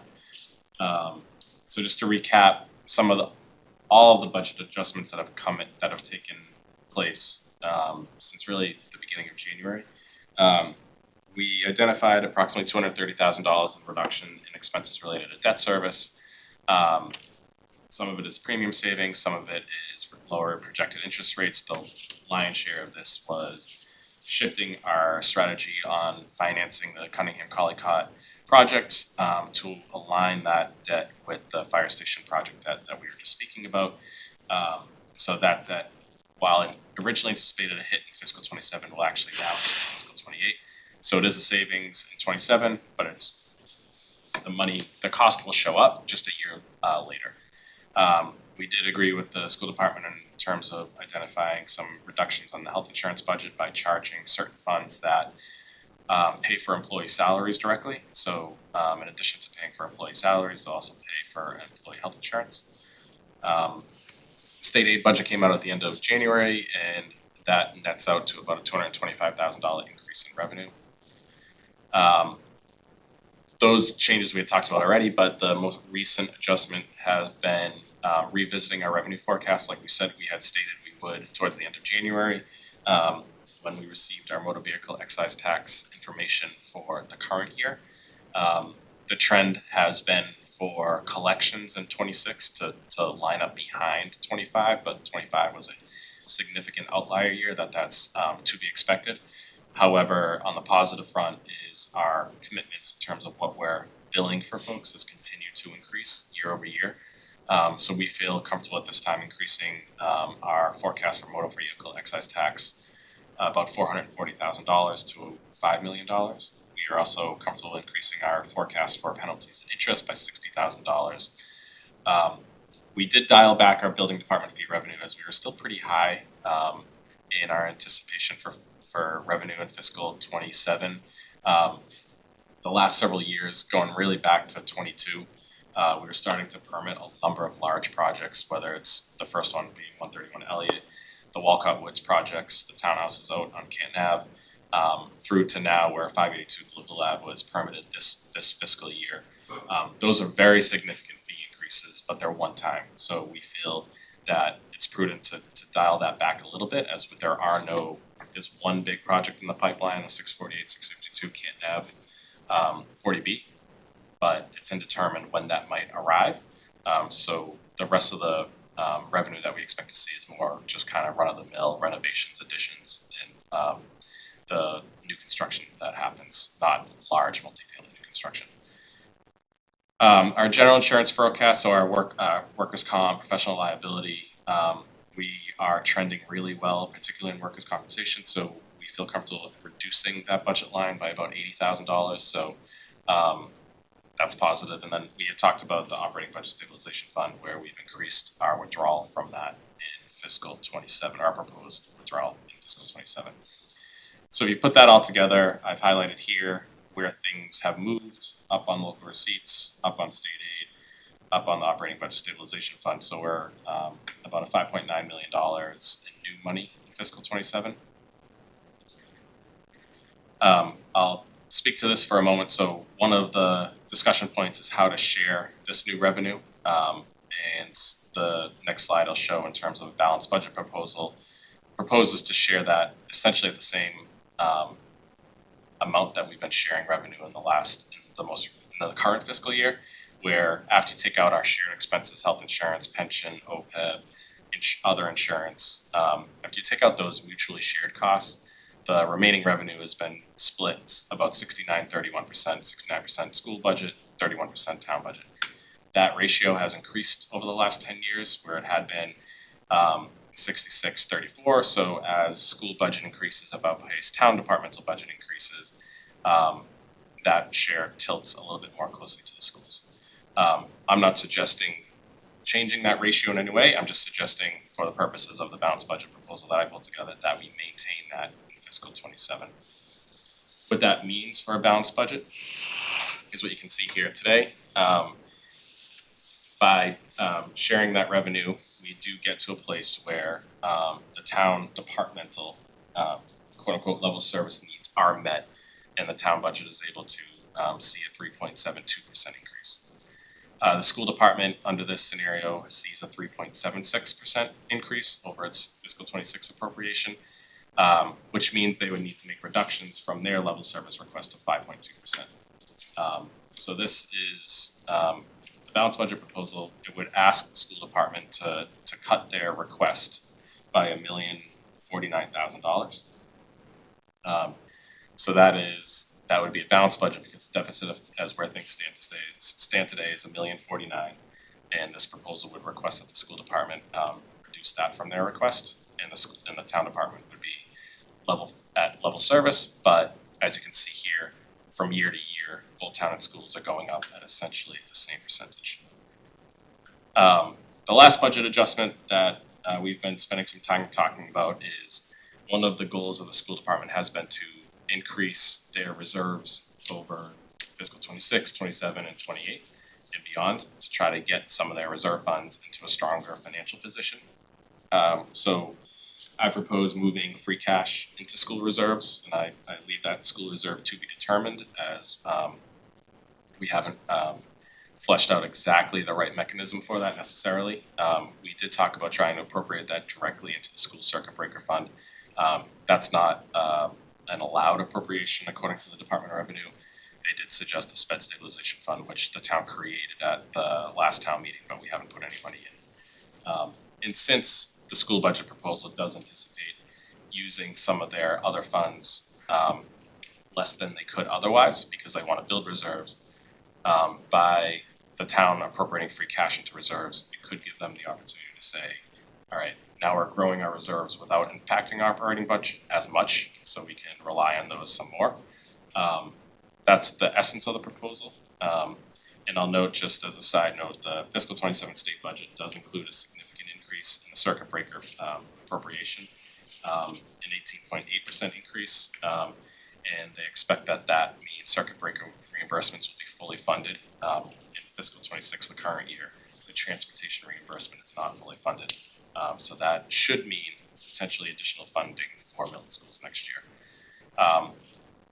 If this chart, it's a little messy, but the bottom line of what this chart is showing is if the schools were indeed to offset their operating budget a little bit more rather than building those reserves, because now they have free cash going into reserves, what that means is their actual net reduction could be closer to 548 rather than the $1,048,000, because right now we're asking them to cut $1,048,000. However, we're providing $500,000 in free cash for school reserves, so in theory they could use some of their other funds to offset their operating budget. And if that were the case, their true increase year over year would be about 4.45% rather than the 3.76%. And I showed below the chart just showing that, greater expenses coming out of circuit breaker, which certainly means that their ending balance would be less than they originally forecast. However, that would be increased by the amount of money being set aside in other reserves. I know that's a little complicated, but I think the biggest takeaways is that the town's financial position has improved since January, has even improved since mid-January. We're looking right now at a deficit of about $1,049,000. I propose that the school department be asked to make that reduction to maintain the revenue share. In addition to all that the town set aside $500,000 in free cash into school reserves to give them some more wiggle room, either to hit their reserve target more quickly or to maintain the reserve target and calendar that they originally anticipated and offset some of their operating budget expenses in fiscal 27. And I'll just close, I pulled this slide from our January 7th meeting, a joint meeting, just to what we had identified at that time as what our next steps were. And that we've hit on all of these next steps. And I know that, when we come out and say where things stand today is a $2.5 million budget gap, and at the time we were saying the school department would need to cut by $2.1 million. That was the case on January 7th, but we continue to work the problem and try to wait for improved information. Now, in this year, we received good information in that 4-week time span that allowed us to share improved updates. That won't be the case every year. State aid came in higher. Some revenue we feel more confident in, so we're able to revise those upwards. We might be in future years where that news isn't always good, but I just wanted to note that we laid out a bunch of action items that we had planned to continue to work on this. So I know it can be a tense and stressful time to work through the budget. We have certainly not made the problem go away, and I acknowledge that $1 million deficit is still very real. But we continue to analyze all of our options, both on the expense side and the revenue side, to try to continue to narrow that gap. It's going to be harder from here on in, that I wouldn't expect a lot of swing either way, both on expenses or on revenue. But that there's been a lot of progress in the last 4 weeks, not because of anything we did necessarily, but just we got more and better information about where things stand. Lastly, I just want to, on health insurance, that has been one of the bigger concerns. It's right now projected to be a 10% premium increase year over year. Enrollment has continued to stay steady, which is good. And that targeted premium increase remains on track. So we're continuing to monitor claims and enrollment, and we've received our renewals from our providers. So everything continues to remain on track at that 10% number, that we should not expect to be higher than that. So that is, a bit of good news that it's not worse than we anticipated, but that's a significant cost increase for both the town budget and for employees to share. So that's the overall update as to where things stand today. The Budget Coordination Committee, the school committee finance committee, the select board finance committee have continued to meet, talk about potential impacts of the schools, to talk about this reserves concept, and to continue the conversation about what happens in 28, 29, and beyond, which I know Jay will speak to a little bit more in depth, but that is where things stand presently on fiscal 27.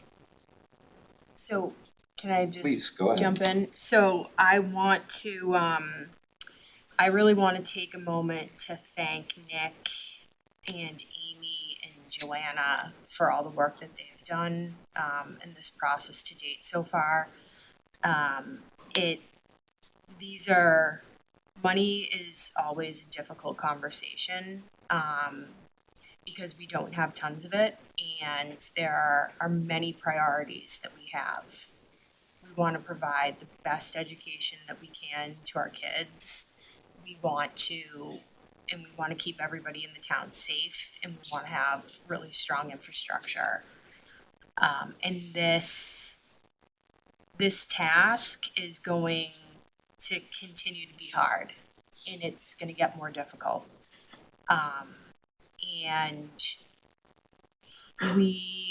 So part of what we've been trying to accomplish with the Budget Coordination Committee is to look across the town government, across the boards of the town government, to have a more strategic lens and to have more of a rolling year-over-year lens and understanding of the way that our financial model is built, and how our revenue sources play into that model, how our expenses play into that model, and how our schools are nested within that model. So we have had a lot of really strong cooperation with the warrant committee. We have Jay here, he's been fantastic, and he'll come up to present in a minute. And I really want to note that the school committee members, Superintendent Phelan, they've been at every meeting that we've had and involved in these conversations, and also representatives from the planning board. So what Jay's going to present is really going to refer to our budget this year, but what we are going to have some conversations year over year moving forward that are looking more broadly and longer term about how we are managing our money and how we're going to get to make what the voters passed with the override last, as long as we can. And it's up to us to really manage people's expectations. So I want to express my gratitude for everybody so far in this process. Well, let me return this board's gratitude to you and to Member Daley. I know you guys have both been very hard at work at this, and some of the conversations have not been very easy, but we're grateful for the work that you guys have done. Mr. Wells. Thank you, Mr. Chair. I just want to echo the same thoughts, and Megan and I had a conversation, Ms. Daly, Ms. Haggard and I had a conversation earlier in the week, to both Mr. Daly and Ms. Haggerty. Welcome to the Milton Select Board. Now you're here. You know, you're seeing the difficulties that have existed for as long as I can remember. I think I saw an email recently from Katie Conlon, former colleague who sat on this board and chaired the warrant committee as well, has committed so many years. These are challenges that exist all the time, and is an impassioned, and it just as a clear example, is an impassioned presentation as you just received from the fire chief, or we just received from the fire chief. You could do nothing to help him because you're at level service. That's it. You can go no further. Anything else that you cut on the town side is going to mean an impact on not just services, personnel, but the quality of life for the residents of the town. That's really, really hard. So my one question, and this is to Nick or Miss Daly or I'm sorry, Miss Daly, Mr. Daly or Miss Haggerty. I'm getting into your 9 o'clock time, and I want to give a shout out to Amy as well, who does an unbelievable job. Can you just kind of, because I've had several people ask me, and I don't even really understand this. When you talk about reserves, why? Because from my operational life, there's no such thing as reserves. What is the reserves? Why are these reserves, and why are we funding reserves in a fiscal year? The school department has always maintained a balance, I think is a better way to put it, in their circuit breaker funds and other revolving funds that lets them utilize those in years of unanticipated costs. So circuit breakers obviously for primarily special education transportation. So there could be years where there are unanticipated costs that come on board. So by having money or in a balance in that fund that carries over in a year-to-year basis lets them have more flexibility and ability to adjust in a given fiscal year. So when we say build reserves, because they drew down all of those funds at the end of fiscal 24 and 25 to meet their budget after the overspending, those funds are in tough financial shape today. So their goal is to try to get back to probably where even beyond where they had been historically. So they're working to do that over the course of a couple of fiscal years. So spend less out of circuit breaker. So circuit breaker has a greater balance in it so that if they have huge unanticipated costs in a given year, they have the ability to adjust for that in that fiscal year. So we, the town builds our own reserves, whether it's general stabilization, capital stabilization. So, but that's obviously for town-wide expenses. This is more just for school expenses. So rather than take 4 years to get to their target, if we can provide some free cash to facilitate that, maybe they'll hit their target a little bit sooner and be in stronger financial condition sooner. That gives them more flexibility going forward on their operating budget. So building reserves, building a balance in those funds to withstand unanticipated costs and to have more flexibility with their operating budget going forward is the overall goal. I think what we're discussing today is more about what should that target be and how do you get there is really where I think the focus of the conversation has been, less so than that they should or shouldn't have them. It's just more about what kind of goal are you setting and how quickly you're trying to get there. And if I may add, Mr. Milano, my understanding is ultimately what we can do here is give the school committee the opportunity to make the decision about how do they want to spend this money. So we can't put that free cash into anything that we want. We have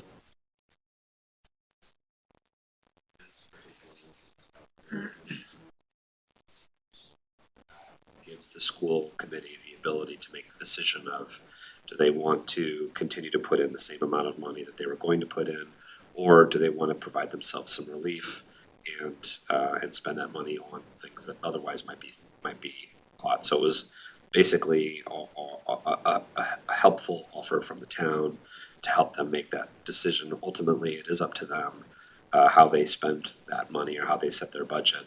But we've provided a little more flexibility. Yes, I agree. Mr. Wells? do. So as you recall, Mr. Chair, last year, we created that special fund and put $700,000 into it as an annual line item. Isn't that exactly why we did that? And am I correct in that we are using all of that money in this year as a line item to fill one of their line items? Am I correct or no? Yes, yes and no. So just to step back, so what you're referring to is the operating budget stabilization fund, which was included as Yes. part of the override, the $700,000. You're exactly right. The $700,000 is recurring now. We also put Yes. we also put 2 million of free cash into that, and we're proposing to put another million of free cash into that this year. So we're gonna pull some money out of that. That money will support town and school budgets generally. It won't go to just the town, it won't go to just the schools. That is a payment that will support the town and school budget across the board. In addition to that, what I have proposed is saying, in addition to that, we have, $4.5 million of free cash. We could take some free cash and help the schools in their goal of building up their reserves. Which is as separate well, from the. separate and apart from that operating budget stabilization fund. The other thing that confuses all of this is the other thing we did at town meeting was set up a sped stabilization fund. We had anticipated, if you recall, putting $1 million of free cash into that. Right. But the schools ended up needing that free cash to close out fiscal '25. So we had also anticipated a separate fund in the spring, but we weren't able to do that because the money needed to go into fiscal '25. So it's a lot of similar language describing, unfortunately, different things. So I apologize for any confusion on it. I may just follow up, Mr. Chair. Please, Mr. Wells. Not so much for me. Going forward, the reality or the possibility truly exists that this will happen will happen on the town side in one of these years, because this is an exercise that, as I said earlier, this is an exercise I've been living through going back to, I think when my first time going through this one, I was a deputy chief and Mr. Walker was chair of the warrant committee, and we've been using the same level service, level dollar exercise now for 15, almost 20 years. But at some point, your challenge or the challenge of this board is that the financial challenge that you're funding the schools with now is going to be a town need, and you're going to have to fund it on that given year. And in that case, using this same formula, the pain on the school side is going to become even greater on that given year. If you can get where I'm going with that. Yep. You're not wrong. Thank you. Any other questions or comments before I invite Mr. Fundling to come up? You want to go through? I think I just want to tie to Yes. one of his comments in terms of in a given year, maybe the town's going to need some help. Well, I think we're facing that this year. We're in February, it's February 10th. We've had a significant snow season already, a significant 24-inch snowstorm, which results in several nights of ongoing work to clear and remove and haul snow away. It happened on a weekend. Started time and a half. started on a Saturday, or Sunday into Monday. So what we're pulling that numbers together to provide a more comprehensive update to the board. But we've had significant free cash in recent years because we've had significant turnbacks from department budgets at the end of the year where they didn't spend their appropriations. This is going to be one of those years where we're shaking every tree to try to balance fiscal '26. So that turnback will be minimal, if anything, which means free cash will be less, which means we have less flexibility in fiscal '28 for maybe some of the things that we have flexibility for this year. So we have a lot of ways to close out a snow and ice deficit, including leaving it in deficit at fiscal year end and coming back and resolving the problem in the fall when free cash is certified. But to your point, there's pressures this year that hopefully we won't face next year, but we're kind of in the midst of a more challenging budget year this year than we have been in recent years. Nick, we're also not really expecting on the revenue side for years coming up, new growth to be necessarily as strong as it has been, correct? This year will be a bit of a question mark. I think the next 2 years should be decent because that's when all of the multifamily units will come online and we'll capture them at 100% of their value. But then it starts to drop. To drop. But, you know, our other revenues this year in particular are very strong, so everything's looking very good, strong on the revenue side for fiscal '26. It's a question of our expenses this year. Mr. Daly, did you have something? Mr. Wells. Mr. Wells. I was just gonna say, sorry, Mr. Monty, you can't hide behind snow and ice. You know, this is historically, we have, the last 2 years, we were pretty easy, but when I think, and Ms. Haggerty will know this very well, when I think through 14, 15, 16, 17, 18, 19, 20, and all the years before, snow and ice, we've had to run as a deficit every year, going back to Joe Lynch, Mike Dennehy, Emery Fagan, and even when Kevin Murn was town administrator. Those are just, but I'm more concerned about something more on the operational side, whether it's from public safety, public works, something that you hear the needs is all the members have heard from the department heads as they come in and talk about them. One of these years, you're going to have to actually man up and fund one of them. And in that given year, you're not going to be able to have as much money to put to the school side. And that's a real exercise that's going to happen, whether you believe it or not. So that's unlike snow and ice, which has an avenue to move it around. So that's the point I was trying to make to you. That's all I wanted to add there, Mr. Chair. Thank you. I'll add, I think with the confusion in the language, with us having now 3 different terms for a reserve fund, meaning we have the Operation Stabilization Fund, which is townwide. We have the Special Education Stabilization Fund, which was created last year, which is for the schools, and our discussion about the school circuit breaker fund. I think what the conversation we're trying to frame with the schools is it's okay for them to want to build reserves and be particularly conservative given us coming off of the override, but where do we build those reserves? Our request has been that they don't build it in the circuit breaker, since those are state funds, which have been allocated from the state. They don't involve town revenues. Those are not our tax levy, and those will increase next year. And we're asking if we funded it at the town level on the Special Education Stabilization Fund or the Operating Stabilization Fund, that we would have more flexibility for some of these, rainy days or things that may go awry, which is why we still sit with that $1 million gap, saying that we're not going to be funding that million with the town funds. We're asking them to use state funds as is, and then we may be able to fund the special education stabilization fund. I think that's where we're sitting, waiting for the school's kind of final decision on that, because we are trying to think of this as one budget, not the schools and someone else, not the town and anyone else. It's that Mr. Fundling will go through his presentation and his ideas and usage of the Operation Stabilization Fund for the next 2, 3, 4 years, thinking about when do we go to an override and how do we use these funds we put in reserve and our free cash. So trying to put that all together with projections for what we expect. And to Mr. Wells' point, this conversation I've had with Mr. Milano about how do we fund some of these asks. If we only think about rolling our budget for level service for the next 4 or 5 years, I don't know how long we can maintain that. And saying that we're just going to stay at this level forever and never have any additions or any upgrades or any changes in our budget. So we have to start thinking, if we can, in some ways, about whether it's the chief's asks or the council on aging's asks or our town asks. We don't have, for example, a assistant town administrator right now. So how do we incorporate all of those things in our forecast for the next 4 or 5 years? Let's cue Mr. Fundling. Let's bring you on. Here we go, Jay. Thank you very much, Mr. Chair. My name is Jay Thunling. I live at 39 Sias Lane, and I am the chair of the Warrant Committee.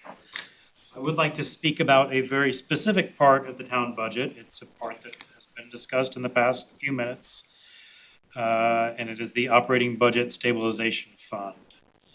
I'm not great at sharing things. Interpret that as you will. I think you're good at sharing, Jay. Maybe not. I'm good at oversharing PowerPoint presentations, for example. Great. This is, I'm going to repeat some slides that I presented to the town budget committee yesterday. So if you see any something a little bit odd. That may explain why. I'm gonna be talking about the operating budget stabilization fund and its possible use. This is gonna be a repeat of some things that I presented at the warrant committee over the past couple of weeks. You're forgiven if you didn't see those presentations. I'll try to summarize them here. To put a fine point on it, is I would like the town to have a more clearly defined policy for the use of the operating budget stabilization fund. Now, first, let's say, what is the operating budget stabilization fund? It's been mentioned multiple times tonight. Certainly forgiven if someone either in this room or more likely people watching from home aren't really that strong on what the operating budget stabilization fund is. Here's the idea. Getting from one override to the next is difficult. We have revenues that go up by 2.5%, maybe 3% if we have good new growth, and our expenses go up more than that. We have health insurance, we have union negotiated pay increases. Our expenses go up by more than our revenues. That's been the reality of this town for, well, time immemorial, certainly since Prop 2.5 has been passed. So in previous cycles of the town, to get from one override to the next, I don't have the longevity of the town that some people in this room do, but what I observed is we would pass an override, and then maybe that would get us through the next year, maybe the year after that. The year after that, we'd cut spending, maybe close the library on a Sunday, maybe lay off some art teachers. The year after that, maybe we'd close the library on a Saturday, lay off some music teachers, and then we'd get to the point where the cuts would hurt too much and we'd have another override. The goal, the idea behind this fund is to give us cushion so that we know that revenues are going to grow slower than expenses, and we can use this cushion over the years. So let's talk about what our specific fund. This is established last spring at town meeting, and it had two initial sources of funding. Town meeting put in $2 million in free cash last May as sort of a seed to get it started. And then when the voters voted on the override, it was a $9.5 million override. If you read the ballot, it said $8.8 million is going to the operating budget and $700,000 is going to the budget stabilization fund. So every year, $700,000 growing by 2.5% is going into this fund. And I have a graph here of this graph. The numbers are old. The numbers date back to last spring, but this, if you forgive all the colors and bars here, it sort of shows what's going on. We make a contribution in the first year, and then the orange line is how much money we have in this fund. And you can see in the first year, we don't withdraw a whole lot, and the fund grows. The second year, we withdraw more. The third year, we withdraw more. The fourth year, we withdraw more, all the way down to the fund is out, and we ask the voters for another override. That's the goal, so we can get from one override to the next without decreasing services. That's the idea. Any questions so far? Okay. So what I would like is a little bit more of a concrete policy for how we're going to use it and how we can forecast how much we're going to be taking out from year to year. Last spring, the forecast that was presented to this body, it had a forecast for revenue and had a forecast for expenses, and it said, well, we need to subtract one from the other. That's how much we'll take out of the operating budget stabilization fund. That's fine for a forecast to sort of look forward, but then when you get to an actual year, what do? You can't say, well, what are our expenses and what are our revenues? We'll subtract them. You'd rather know how much are we planning to take out of this fund. A rigorous plan would help us set our coming budgets. This body adopted a policy, I believe, last fall, which was put some meat to it. I quoted it here. It says prudent withdrawals for the years 27 to 30 and make sure it's viable through the year 2030. I'd like something a little more concrete, not something set in stone, not something inflexible that doesn't let us meet the needs again, but something a little more concrete. So what I'm proposing is I would like to see the select board adopt a policy to do three things. One is make a plan for withdrawals for the operating budget stabilization fund that I'll call the baseline. It looks at, there's an initial $2 million contribution. There's $700,000 plus 2.5% coming in each year. If you just look at those funds, what's a prudent way to spend the operating budget stabilization fund? Again, I'll call that the baseline. And then also a prudent plan for when there are contributions to the operating budget stabilization fund. What do we do with that? I think we'd all agree that if we say, well, we're gonna put $1 million in this year and take $1 million out and spend that on ongoing expenses, that's not good, because that's taking one-time money and spending on ongoing expenses just under another name. So this has been discussed by Mr. Milano in recent meetings. I'll cover that, but plan, what are we gonna do when we put free cash into the operating budget stabilization fund, as we're expecting to do this year, then how will it come out? And also, the maybe trickiest part, but also one that is essential to figuring out how 1 and 2 work, is choose a date. For what date we're gonna plan for an override, both to tell the people in the town to plan for an override, but also to allow this calculation. So I'm gonna say the first of these 3 steps, the baseline contribution. Again, we've got initial 2 million plus 700,000 plus going in every year. I would like to propose that we set it up so that we pay out every year so that the amount you withdraw goes up by the same amount every year.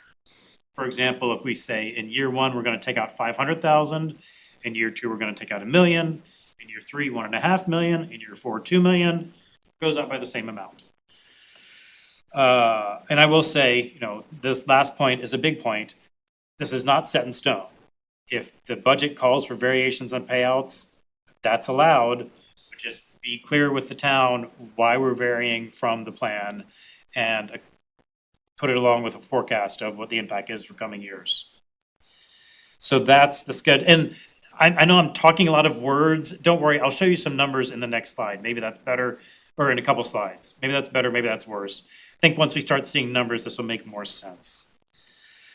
Second thing is, if we put free cash into this account, what should we do with it? Mr. Milano suggested something at your last meeting, which I think is a good idea. Pretty much the idea is when you put into the account, say we put in $1 million this year, then you pay it out in even amounts until you expect to have an override. For example, we think we'll have an override in 4 years. We could start by saying, pull out $250,000 every year. Now, if you cast your eyes to the bottom, you'll see Mr. Milano suggested, why don't we have that growing by a little bit every year? That's a good suggestion. We know every year the budgets go up. So maybe instead of $250,000 every year, 23%, 24%, a little bit less than $250,000 in the first year, a little bit more than $250,000 in the 4th year. I think that's a good idea.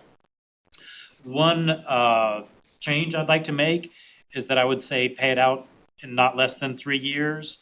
I think that's prudent because, again, if we think we're 1 year away from an override, then we do that thing where we stick in $1 million and immediately take out $1 million and spend it.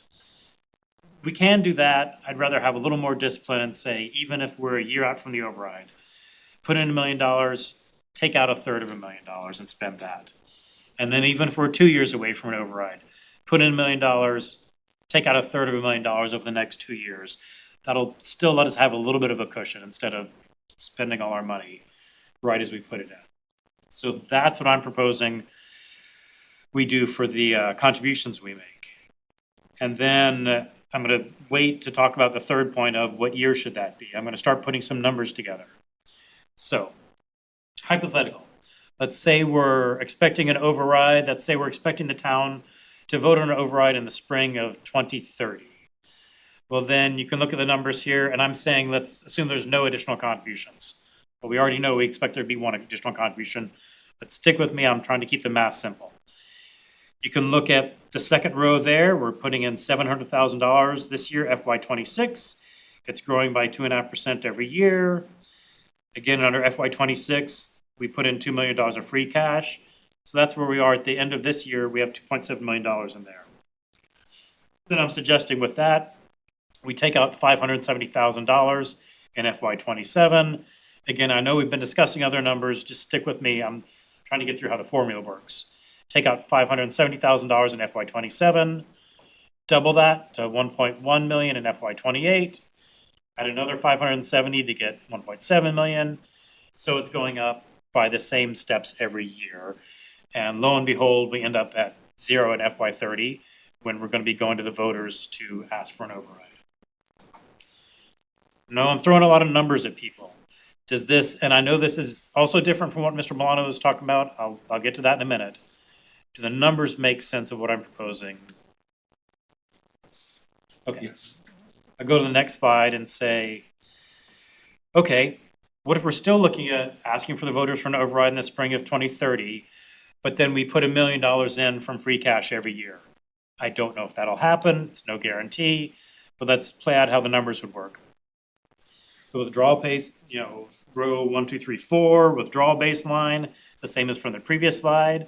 And then I'm saying, okay, and in FY '27, we stick in $1 million and we pull out, it's not quite $250,000 every year. Again, it's a little bit below $250,000 at first, a little bit above $250,000 at the end, but it's about $250,000 every year.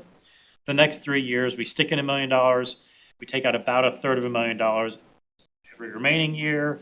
And then when we come to the end, we actually still have $1 million on this account. Because remember, in that final year and the year before it, we put in $1 million and took it out over 3 years. So we're going to the voters for an override in 2030. We've still got $1 million in this account to help us through to whatever's coming up.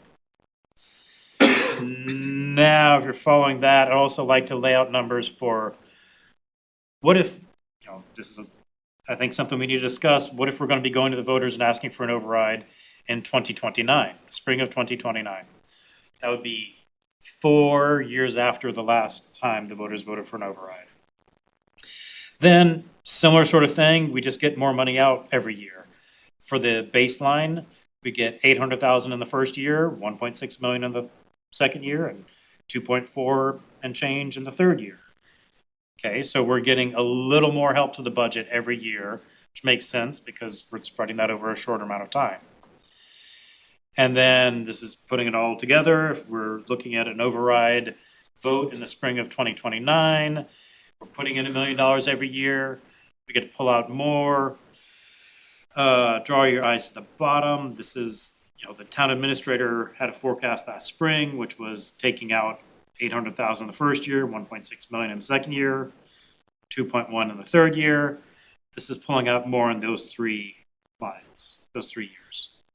So that's sort of the math of the various options I'm proposing. Now, one question is, what is prudent for? Okay, so now one question is, I'm not going to get to that slide yet. I want to give a preface. What year is prudent to have what year is prudent to have an override? To discuss that, I am going to discuss a sample forecast that I put together. Now, it's a sample forecast.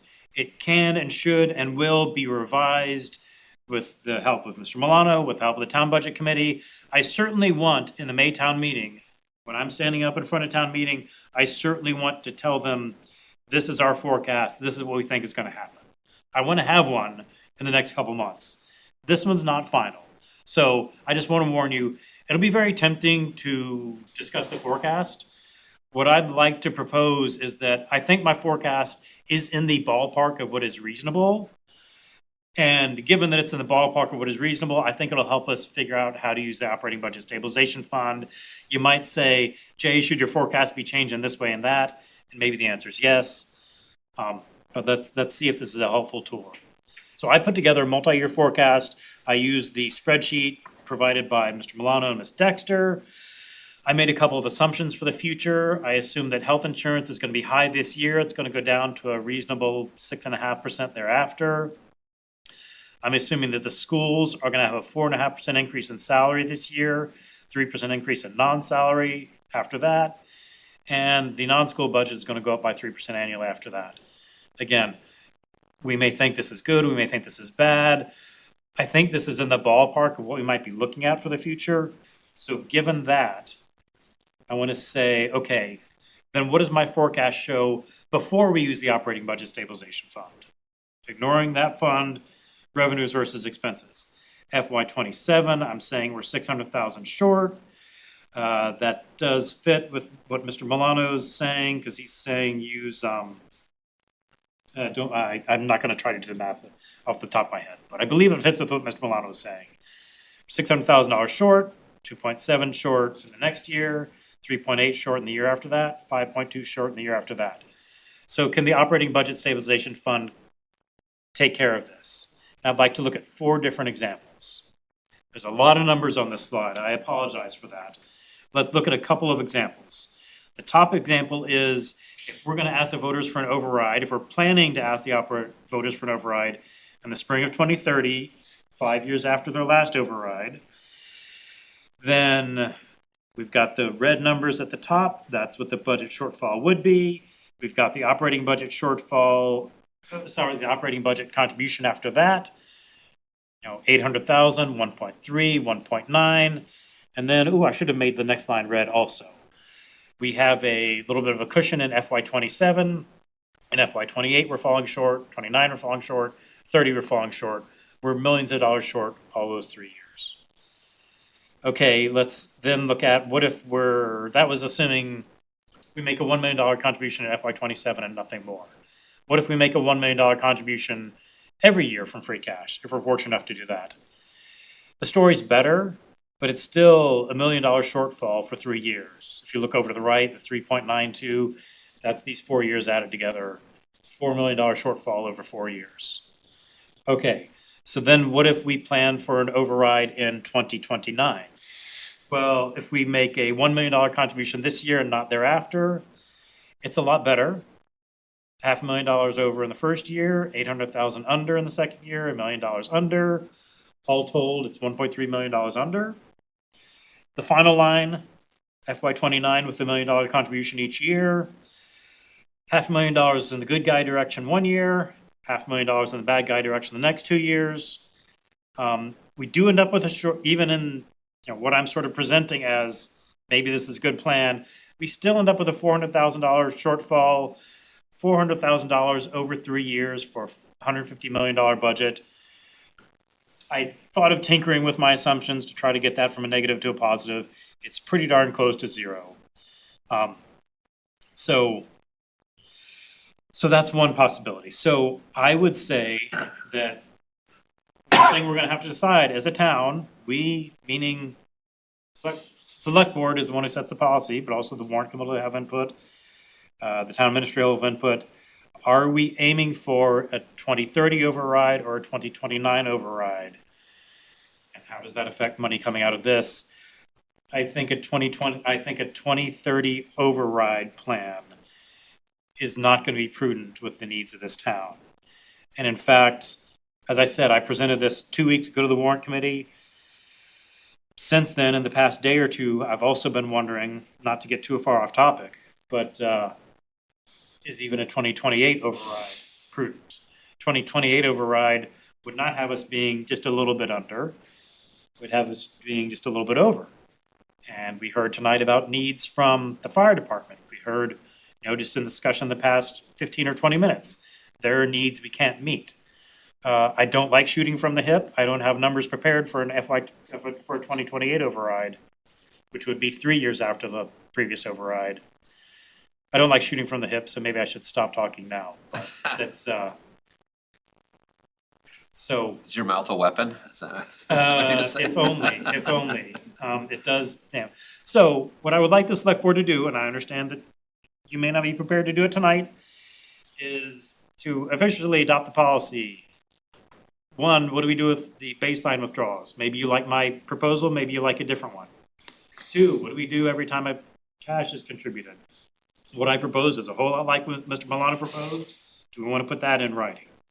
And three, and this is the harder one, but I think there's an answer right in front of us, is to do this math, we have to say what year are we planning for an override, and I think we've got to decide that.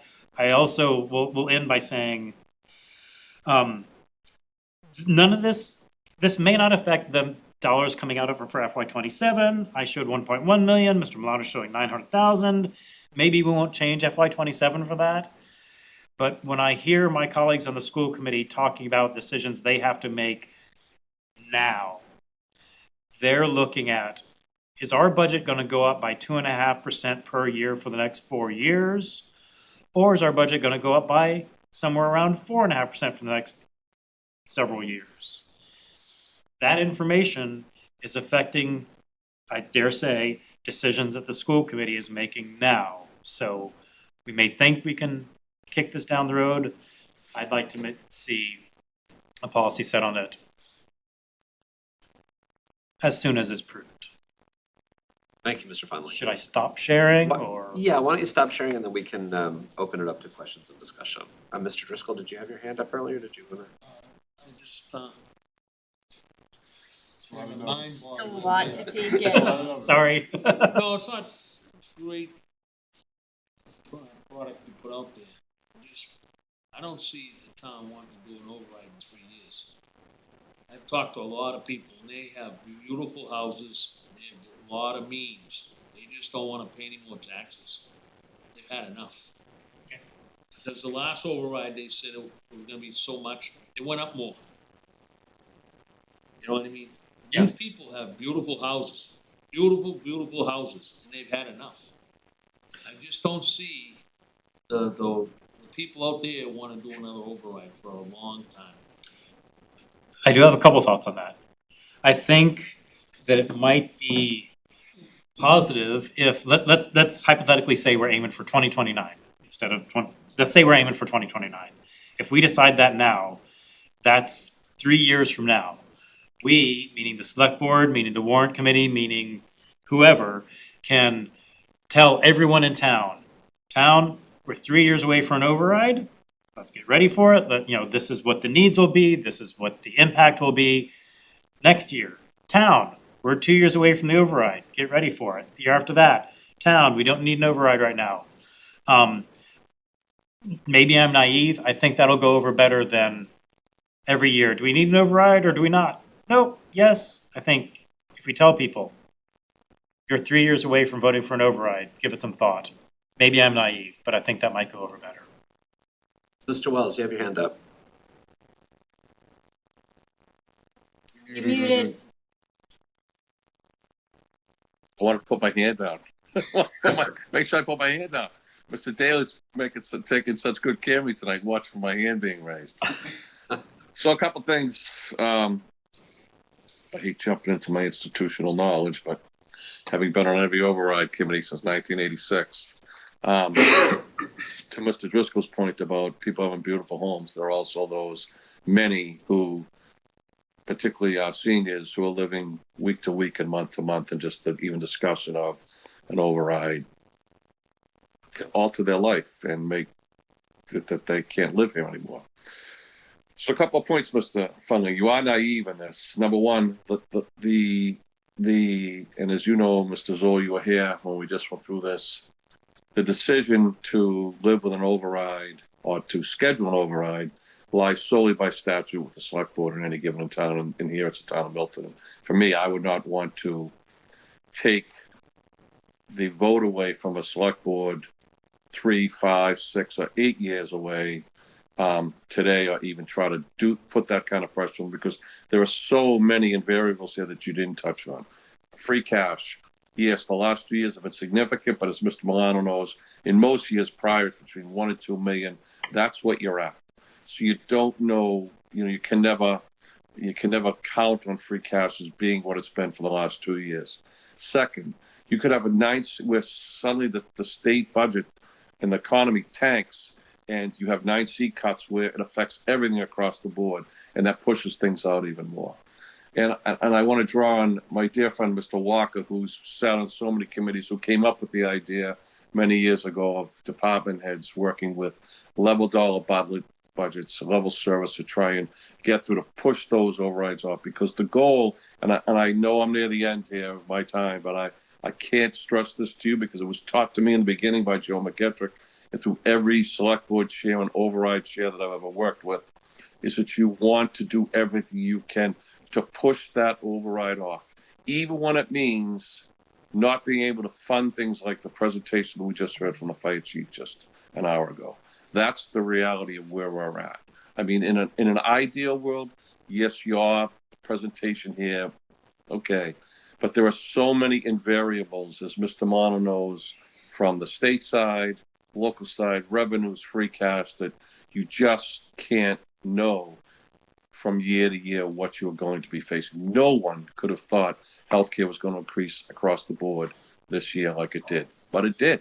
And the thought that it's gonna go down just like that. And I leave you with this final question from my newest role.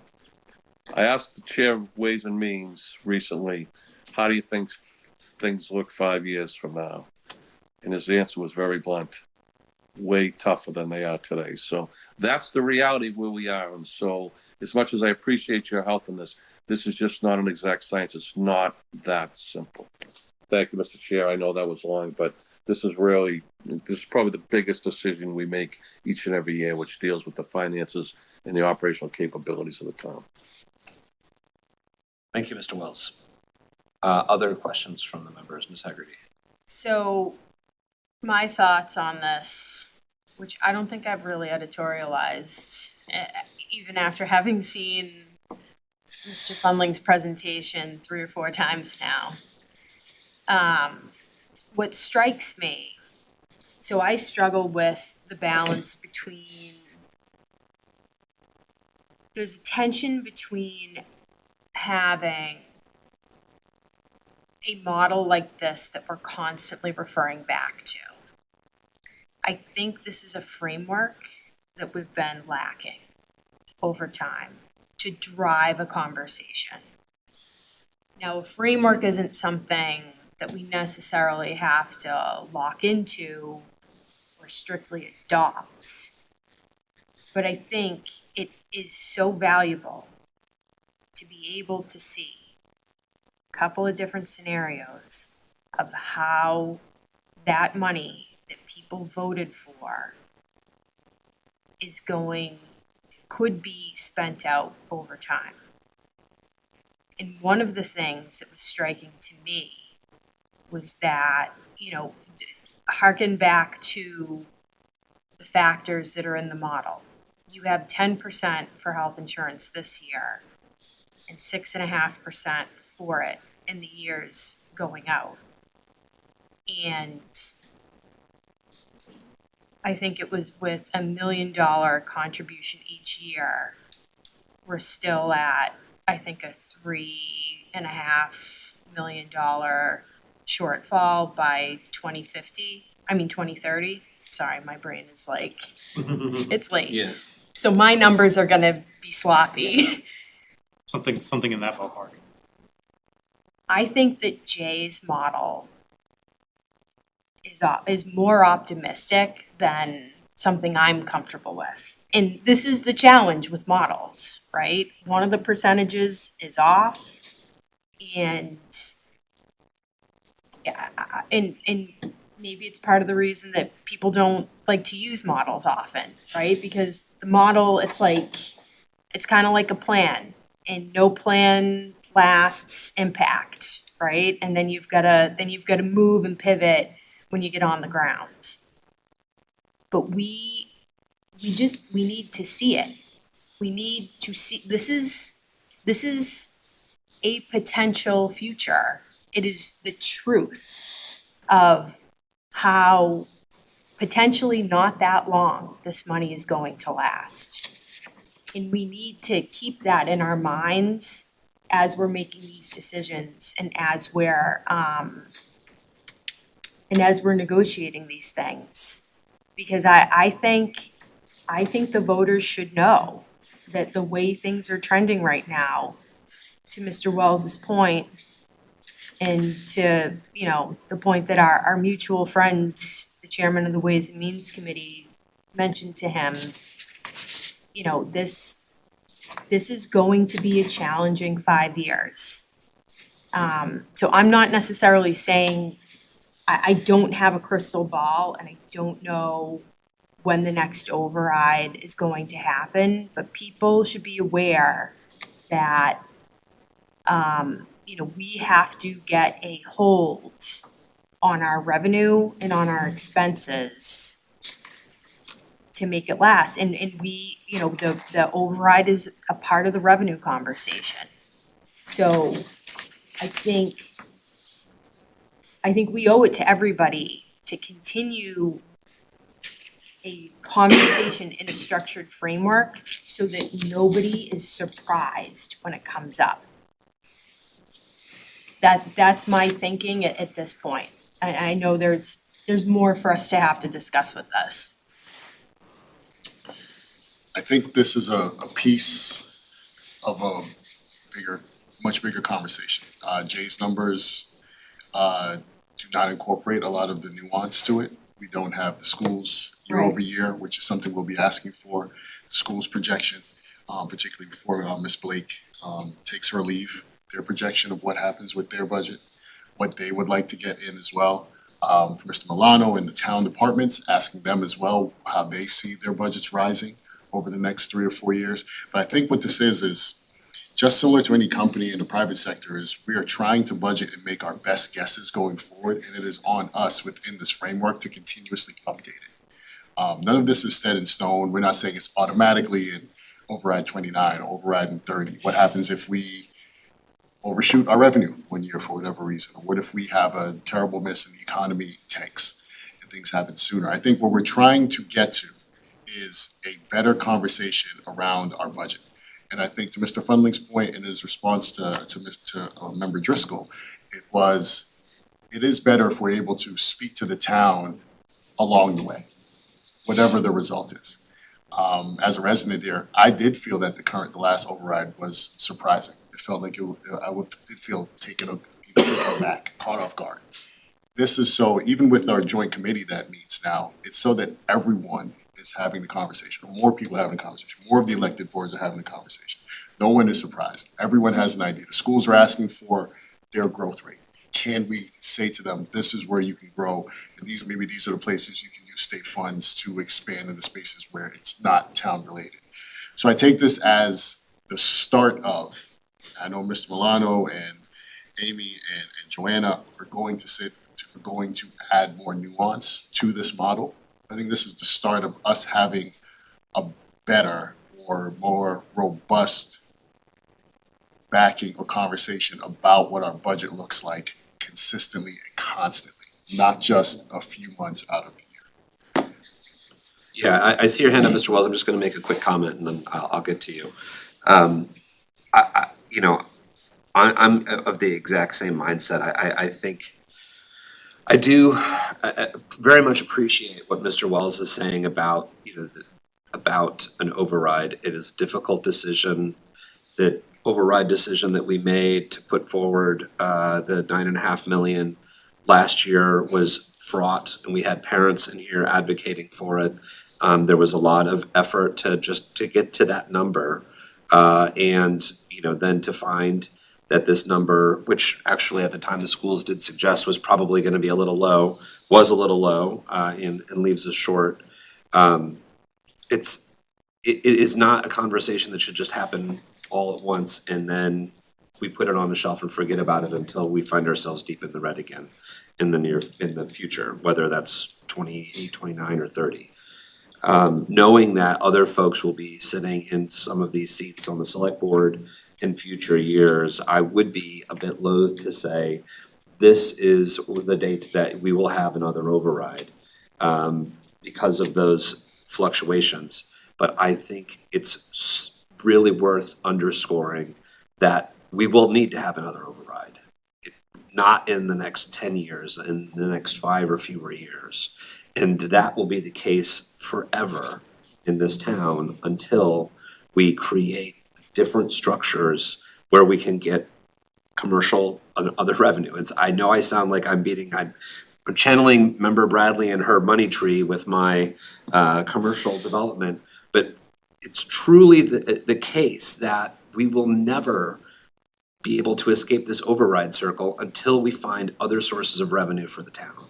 And so while we continue to have these conversations, which I think are extraordinarily important and clarifying for the town's financial future, we also must be having conversations about how do we, because maybe the citizens want to have an override every 3 or 4 years. My experience is that of Mr. Driscoll's. I don't think that's the case.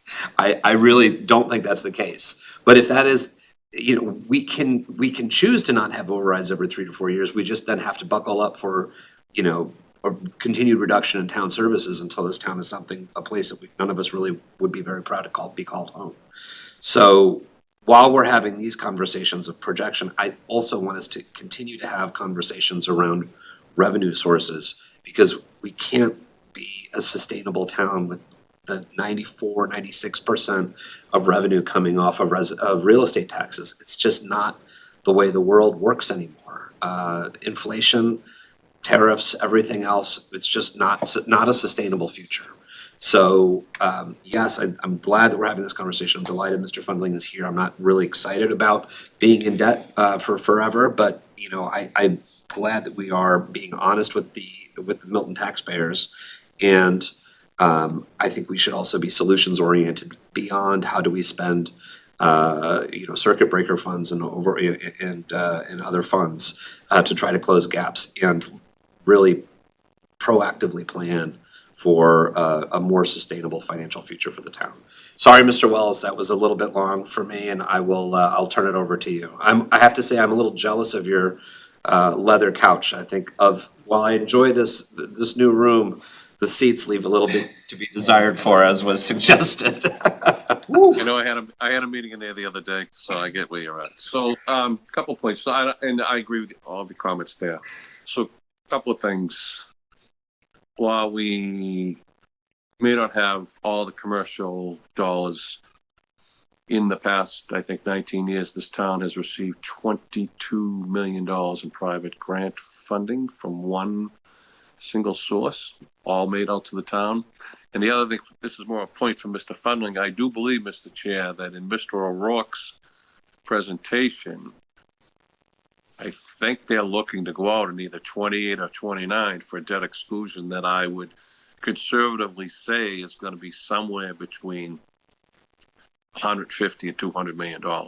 And to think that you could get a operational override north or south of such a vote, either by 1 or 2 years, is really, even with all my years, it's beyond anything I could comprehend. And that's out there. You know, that number and that potential debt exclusion is still a reality, and the years Mr. Fundling's talked about is in the orbit of when they're thinking about. So that only complicates what a future board is going to have to deal with here. You are right. Overrides are going, they've been here since 1986, and they're not going to go away. And as I said previously, I know I'm being lengthy here, the best thing any select board can do is do every single thing they can in a given year. And I agree with Ms. Haggerty. I understand what Mr. Fundley's trying to do is to try to give some type of structure here. But the goal each year, at least to me, is to try and not put an override. And as you stated, Mr. Zoll, we saw last year the emotion that came into this room each and every night with when it came to an override. And that $9.5 million override funded zero of those town requests that we've been listening to, that since Mr. Daly made the suggestion that we start bringing department heads in for department reports. Zero. So that's a difficulty here for sure. Thank you. Mr. Wells, to add to your point, I think that's also one of the keys of Mr. Fundling's presentation, is incorporating all of those potential outcomes of the future and us talking about them now, right? So talking about. Well, I would add the school. I would add that potential That's school. something that gets added, all of that nuance gets added in. So It definitely puts the school in context, for sure. Yeah. All right, I know it's getting a bit late. I don't think we're gonna be voting on any policies this evening, but Mr. Fundling, I wanna thank you so much for your time, for coming in, and the incredible amount of thought and effort you put into this. I think your service goes above and beyond what we even expect from our warrant committee chair. So thank you very much for continuing to have this conversation. It's certainly something that this board will continue to look at and address. And I don't know if anyone else has any final thoughts. Maybe let's just leave it there, because it's getting a bit late. Thank you very much, and of course, I'm happy to talk to any members one-on-one, in a group, subject to open meeting laws. Groups of two. I'm available to answer any questions. Thank you, Jay, appreciate it. All right, now we go in 1.5 speed. All right, 1.5 speed. Capital budget, Mr. Milano. Is there any changes? Capital Committee will be meeting Thursday to finalize its recommendation. The Capital Committee has recommended a above about just north of $1.2 million in free cash to be utilized, which is a number we've been tracking, so no deviation there. We can provide a more fulsome update at our next meeting when we'll have everything wrapped up. We'll look forward to a fulsome update. I believe that we've heard from the Select Board Finance Committee and the Budget Coordination Committee, if there are any. Everything we've just been discussing is everything we have been working on. Very good. Those Yeah. are to-dos. Item number 10 is our annual town meeting warrant for May 6, 2026. Please note the date for folks, that is the Wednesday. I'm gonna start saying that regularly so nobody can proclaim to be surprised, although everyone will be surprised. Mr. Milano, anything on the warrant? Yes, sorry, I do need the board to weigh in on a couple of articles, if I could just run through a couple of them. Please. So the first one we talked about in concept is the HERO Act one. I've laid out here what that looks like. So one of the provisions would be to accept in a section of Mass General Law that would allow the veterans' property tax exemptions to increase by COLA as set by the Department of Revenue each year. That's highlighted here under number 1. That is something we've already done for the other exemptions, so I think there's a consensus on the select board to move forward with that. So that's all set. The second aspect is where there is a decision to make, items 2 and item 3, it's one or the other. Item 2 would allow the town to double the tax exemptions for veterans. Item 3 would allow the town to double the tax exemptions for veterans, but also those for seniors, surviving spouses, and those who are blind. So you wouldn't do number 2, which is just for veterans, and number 3, which is for veterans and the others. You would do one or the other. I think based on our prior discussion, there was a preference to do number 3, which would double all of those. We did a little bit more research. In fiscal 25, those exemptions cost us about $83,000, so you would at least double that for fiscal 27. They were 77 lowest of those for veterans, cost $30,000, another 37 of a more expensive tax exemption for veterans, another $37,000, and then 17 is for surviving spouses or minor children, 37 is for the blind, and 41 is for seniors. So altogether, this is the amount that may be doubled if we were to accept what is labeled here as number 3. Alternatively, that number would be lesser if we only doubled the veterans' tax exemptions.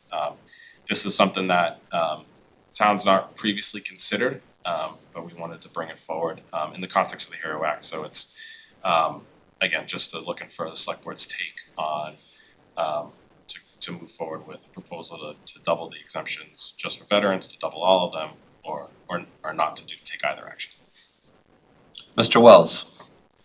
I'll make a motion, Mr. Chair. We need a motion on this, am I correct? Yeah, we may want to have a little discussion first, but why don't you make your motion? I'll make the motion for the purpose of discussion, so I'll make a motion that we adopt number 3 as outlined by the town administrator. Okay, motion's been made and seconded. Why don't we have a little discussion? Is there anything you'd like to say about that, Mr. Wells, before?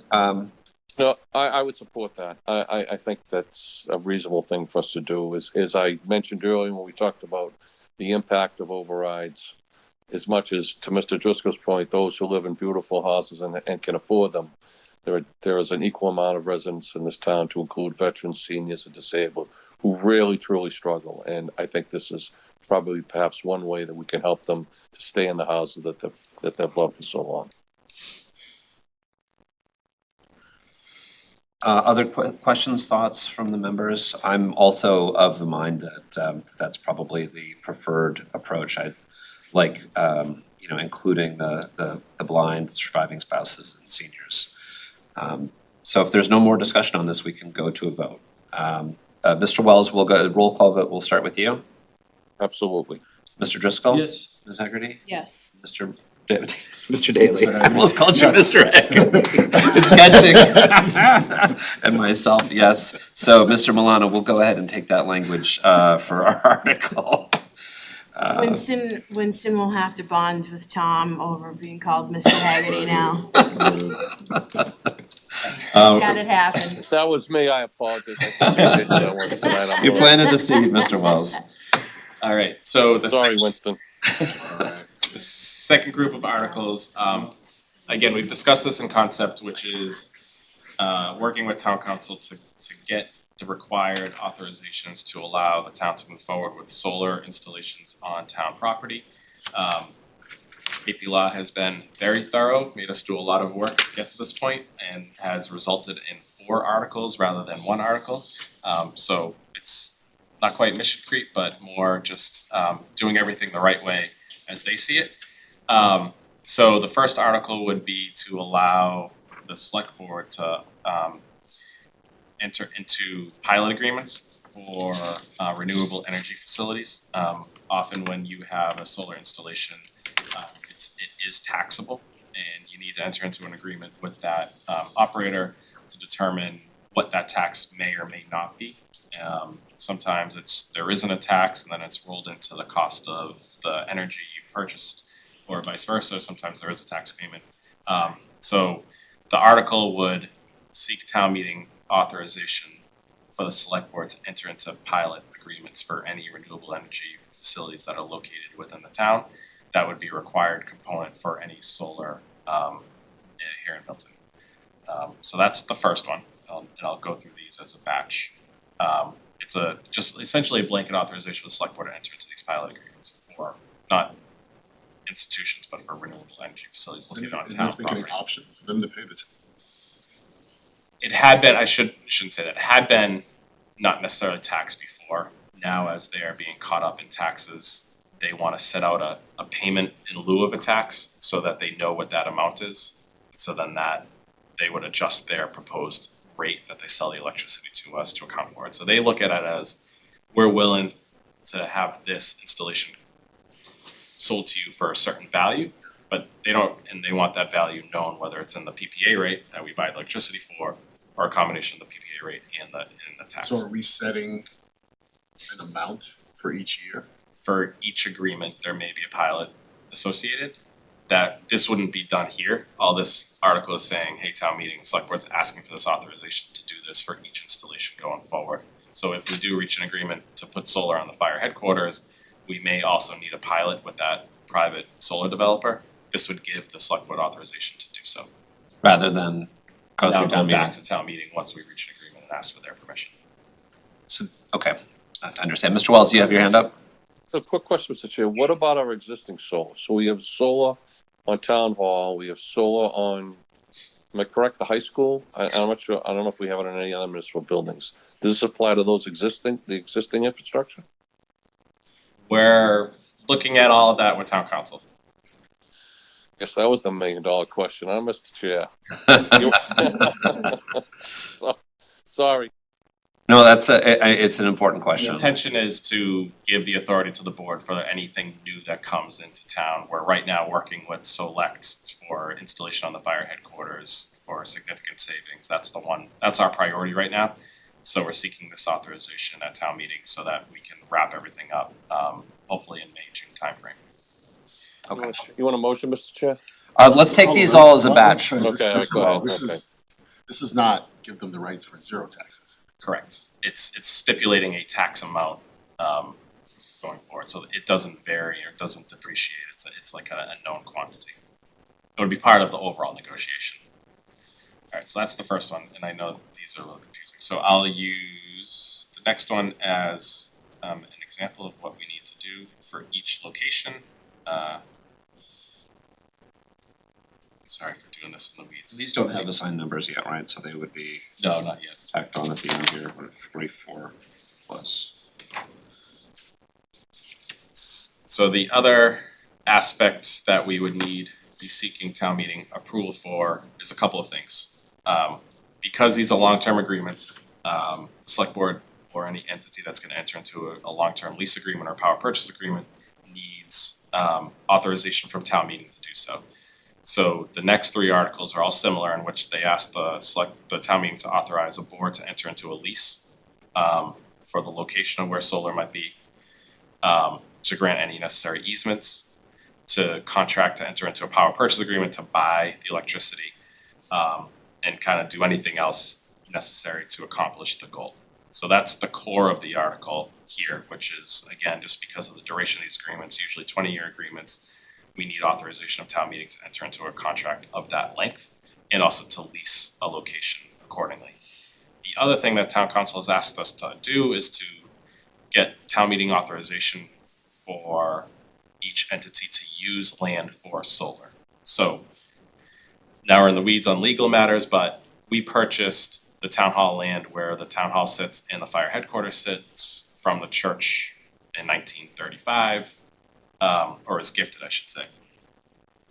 And so it's held by the select board for general municipal purposes. Town council's reading is, that's great, but you also need to now have town meeting authorization to use it not only for general municipal purposes, but also for the purpose of leasing portions of it for solar. So this is very much a legal matter in terms of who is allowed to use the land for what. So town council is advised that this is necessary for each location that we're considering solar for. Again, the number one priority location that we're trying to get done is the fire headquarters now. So that's why it's listed here. Town hall does have solar that we own.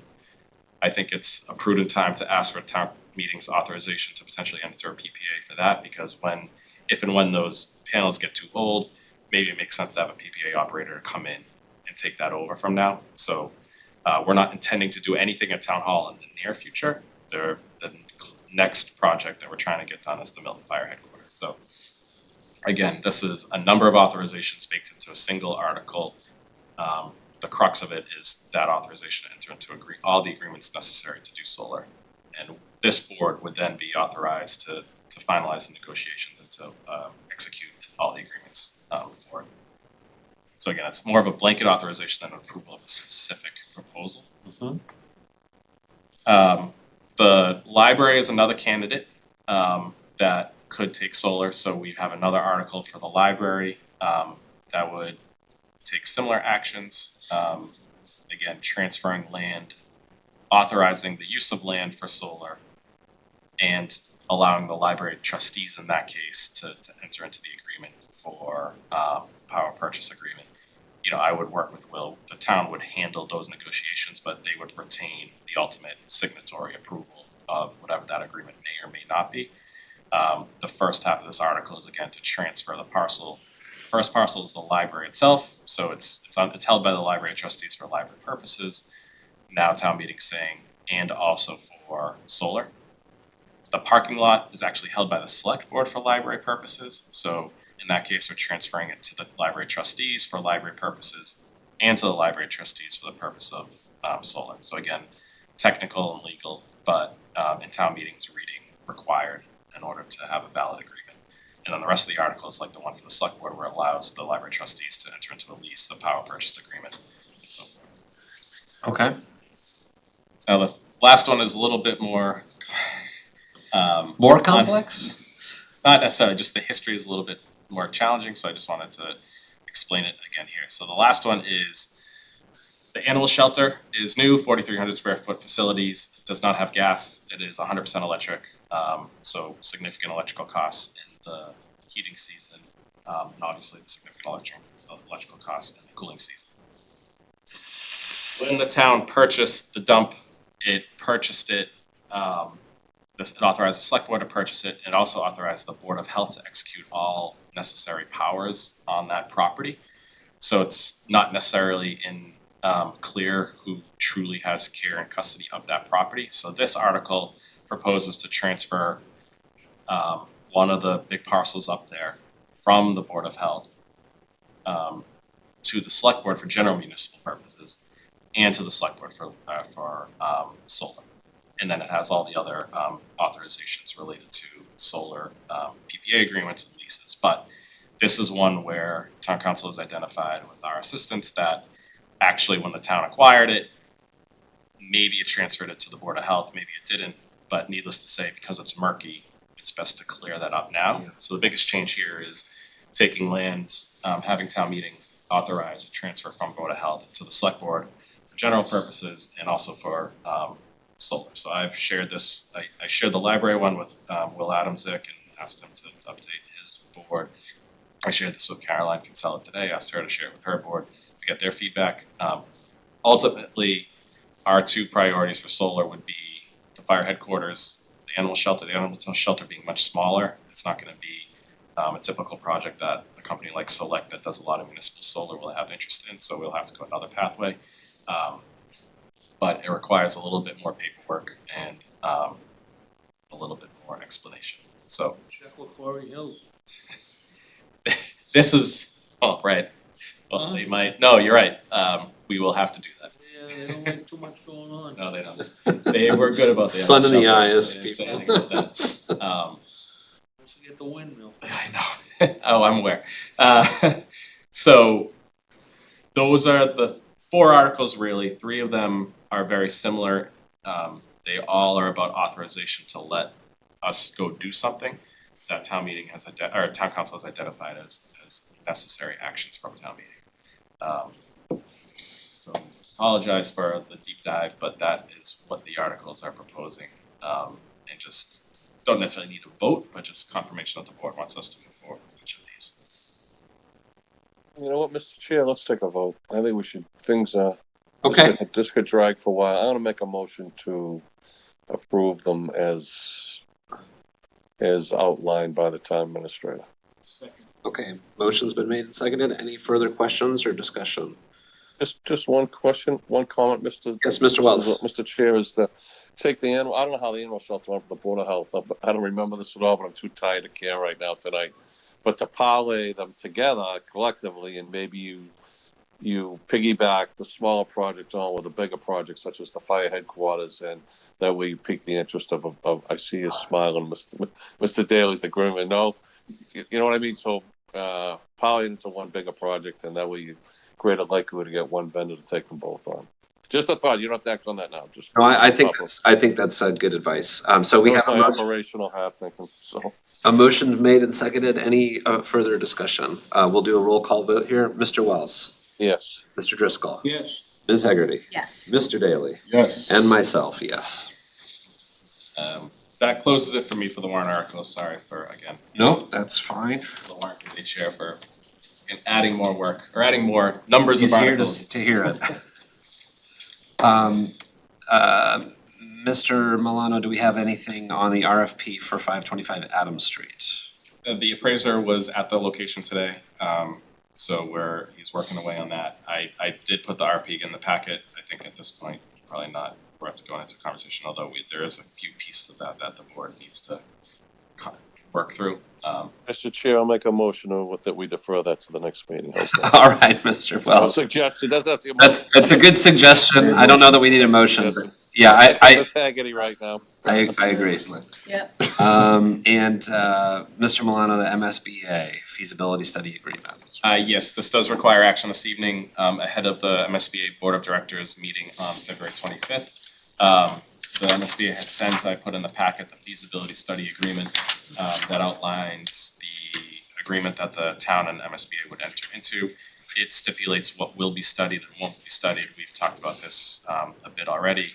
But the main key elements are that the town will be studying 3 options: an addition renovation of the Cunningham Collycott existing facility, a new elementary K-5 building with 495 students, and a new grade 7-8 middle school. That is what will be studied with MSBA. Their reimbursement rate is 44.68%. So their maximum grant for the feasibility study would be $670,000. This will be voted on and taken up by the MSBA at their meeting on February 25th, at which point we would execute the agreement and commence procurement of an owner's project manager, and then the architect and the project will really start getting going from there. We sent the agreement to town council, but the MSBA is very much a take it or leave it if you don't like our legal terms. So while we did share with town council, they did say it is what it is if the town wants to move forward. So this is the standard feasibility study agreement, the key pieces being what is the parameters and scope of the work, which I outlined. All right. Any questions for Mr. Milano? I will take a motion on this if anyone wants I'll to. make a motion, Mr. Chair, to approve the feasibility study agreement with the MSBA, Massachusetts School Building Authority of the town of Milton. And authorize the chair to execute the And authorize the chair to execute the agreement, yeah. Thank you. Motion's made and seconded. Any further discussion? This will be a roll call vote. Mr. Wells? Yes. Mr. Driscoll? Yes. Ms. Hegarty? Yes. Mr. Daly? Yes. And myself, yes. Mr. Milano, we have item 13 is our housing production plan, A, proposal and cost sharing, B, committee charge and composition. Thank you, Mr. Chair. I sent the board a note about this earlier, or late last week, I should say. We have a planning director, Liz Manning, did a requested proposals for a housing production plan. We received a proposal from Karen Sonnerborg, who prepared the most recent housing production plan for Milton, for $22,000. The Affordable Housing Trust has reviewed that and agreed to support that work by funding up to 1/3 of the cost, so about $7,500. The planning board has likewise agreed to support that work and has also voted to fund 1/3 of the project at another $7,500. So seeking select board setting aside $7,500 out of its budget to commence the housing production plan, and also we didn't prepare a charge and composition, but the concept is that we would set up a committee to oversee this work with 1/3 of the membership coming from designees of the Affordable Housing Trust, 1/3 from the planning board, 1/3 from the select board. We can spell out a little bit particular if the select board's in agreement on overall concept and getting this work started. The town's housing production plan expired in January of 2025, so something we're looking to have complete. Mr. Chair, I'll make a motion to approve the $7,500 from the select board budget to fund the housing production plan. I'll add a bit of context after the second. This was, splitting the cost was brought up at the Affordable Housing Trust, with the concept being that with all three of our boards involved, the housing production plan will not just sit, that it will behoove all of us who are there to actually put what we find into place, so. Thank you. And so the motion was made and seconded by Mr. Driscoll. I think it would be worthwhile at a future meeting to review a charge and composition of the committee, but I think in the meantime, we can certainly approve this. So motion's been made and seconded. It's a roll call vote. Mr. Wells, we'll start with you. Yes, yes. Mr. Driscoll? Yes. Ms. Hegarty? Yes. Mr. Daly? Yes. And myself, yes. We move to item 14, discussion approval, board and committee appointments, master plan committee. We have, Mr. Chair, yes, Sorry. Mr. Wells. would it be all right with the members if we appointed Miss Haggerty tonight, and then I'd like to look at I just saw this today. Could we come back and vote the two members that are later at the next meeting? Would that be all right? to Any the members? objections? No objections on this side. If you want to go ahead and nominate Ms. So I'll make a motion to appoint Miss Haggerty to the new master plan committee for a period of 10 years. It's a 1-year term. I just wanted to get a rise out of her. Point of the night. Trying to kill her. I was paying attention, Someone picked up on it. yeah. All right, the 1-year nomination's been made and seconded. Mr. Wells, Yes. Mr. Driscoll, Ms. Hegarty, I think I have to abstain, right? Yeah. probably, Mr. Daly. Yes. And myself, yes. To the other applicants, we will consider you at our next meeting, which is, I believe, the 23rd or 24th. And we are looking for several more members. We need 7 Milton residents to serve on it for a 9-member committee. So if anybody else out there, please submit your information to us. So so just as a clarifying question, so this is the pool of applicants so far. Whoever doesn't get voted in from the select board then just passes to the town, to the moderator and the planning board. Correct. Okay, Is that what you're gonna ask? Yes. Yeah. great minds. Mr. Milano, any updates on the road diet? I checked in with MassDOT this week. They Accuse are, myself. Oh, We're sorry. not we're not going anywhere. We're not going No anywhere. discussions tonight. Going in the other room. Oh, God.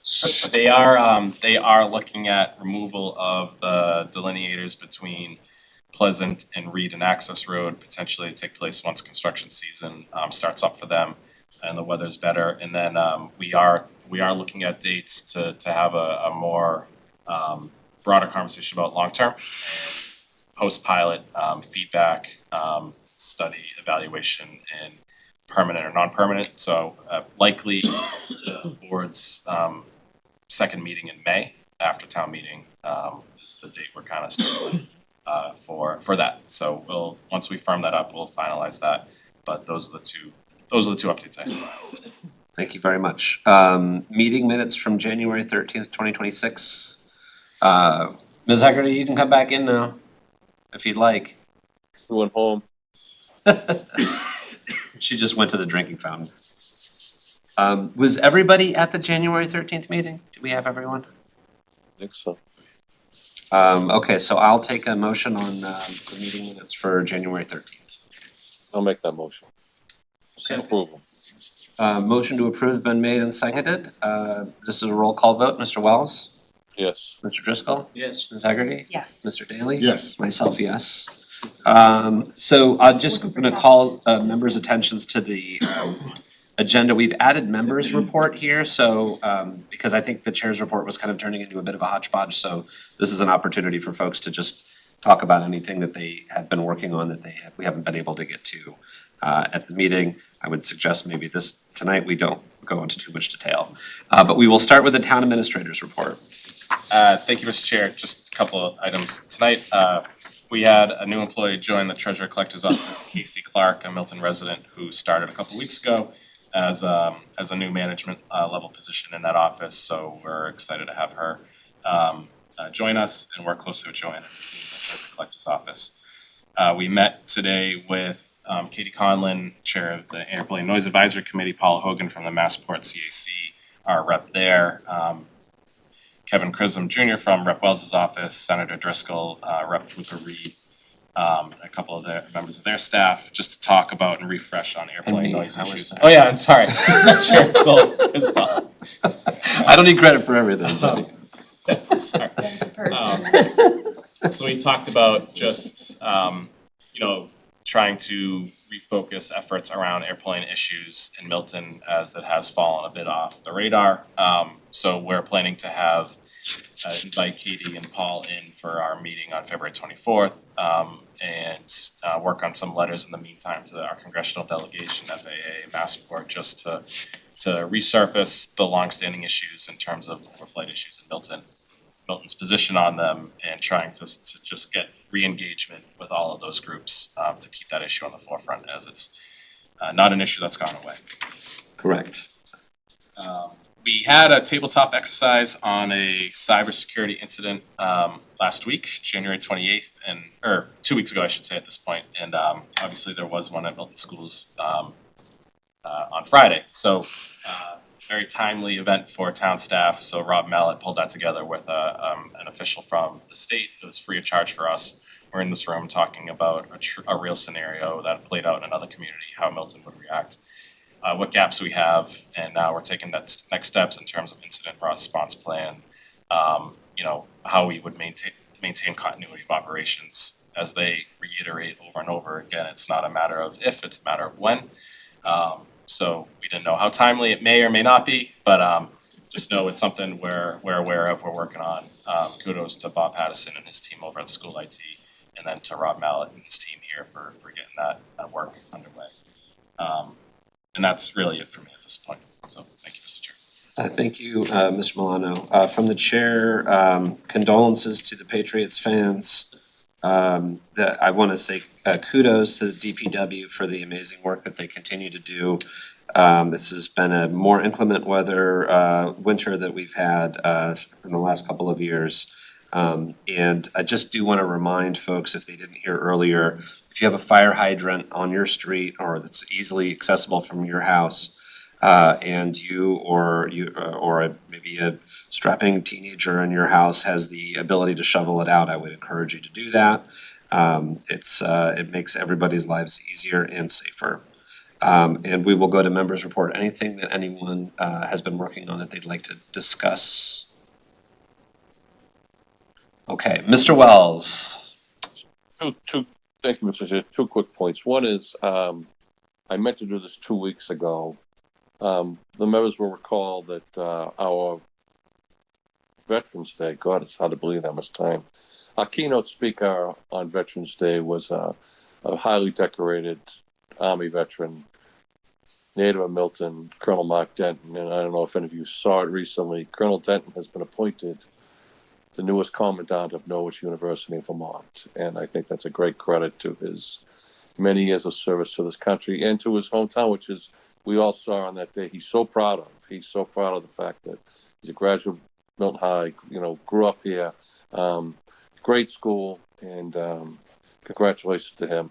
And just my final point to Mr. Malone is, Lieutenant Caputo has run that LEPC, the Local Emergency Planning Committee, since I stepped down. I started it in 9/11. I held the chair. I didn't realize it till the other day, until like 2007 when he took it over. I just quick suggestion to you is that Sergeant Ernst, that you do everything you can to get him the training that he needs, particularly in Unified Command.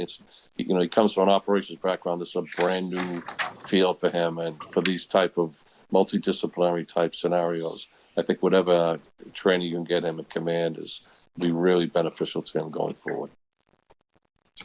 Thank you, Mr. Wells. Thank you, Mr. Chair.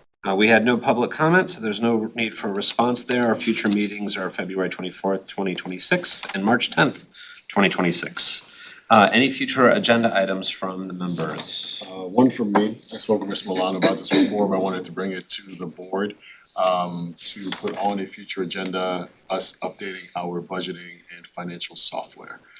With the conversations we're having about forecasting, I think it's time for us to talk about how we do that and kind of bring our technology into 2026 to make things a little easier. Thank you. It might make sense to have the treasurer join us for that discussion. Oh, and I should Gladly hand it off to them. I should add, I met Ms. Clark today, and she seems excellent and was very happy to be there. So great, that's a great hire. Any other future agenda items? Okay. Do we have executive session? I have a brief update under collective bargaining. All right. In 24, we can defer for sure.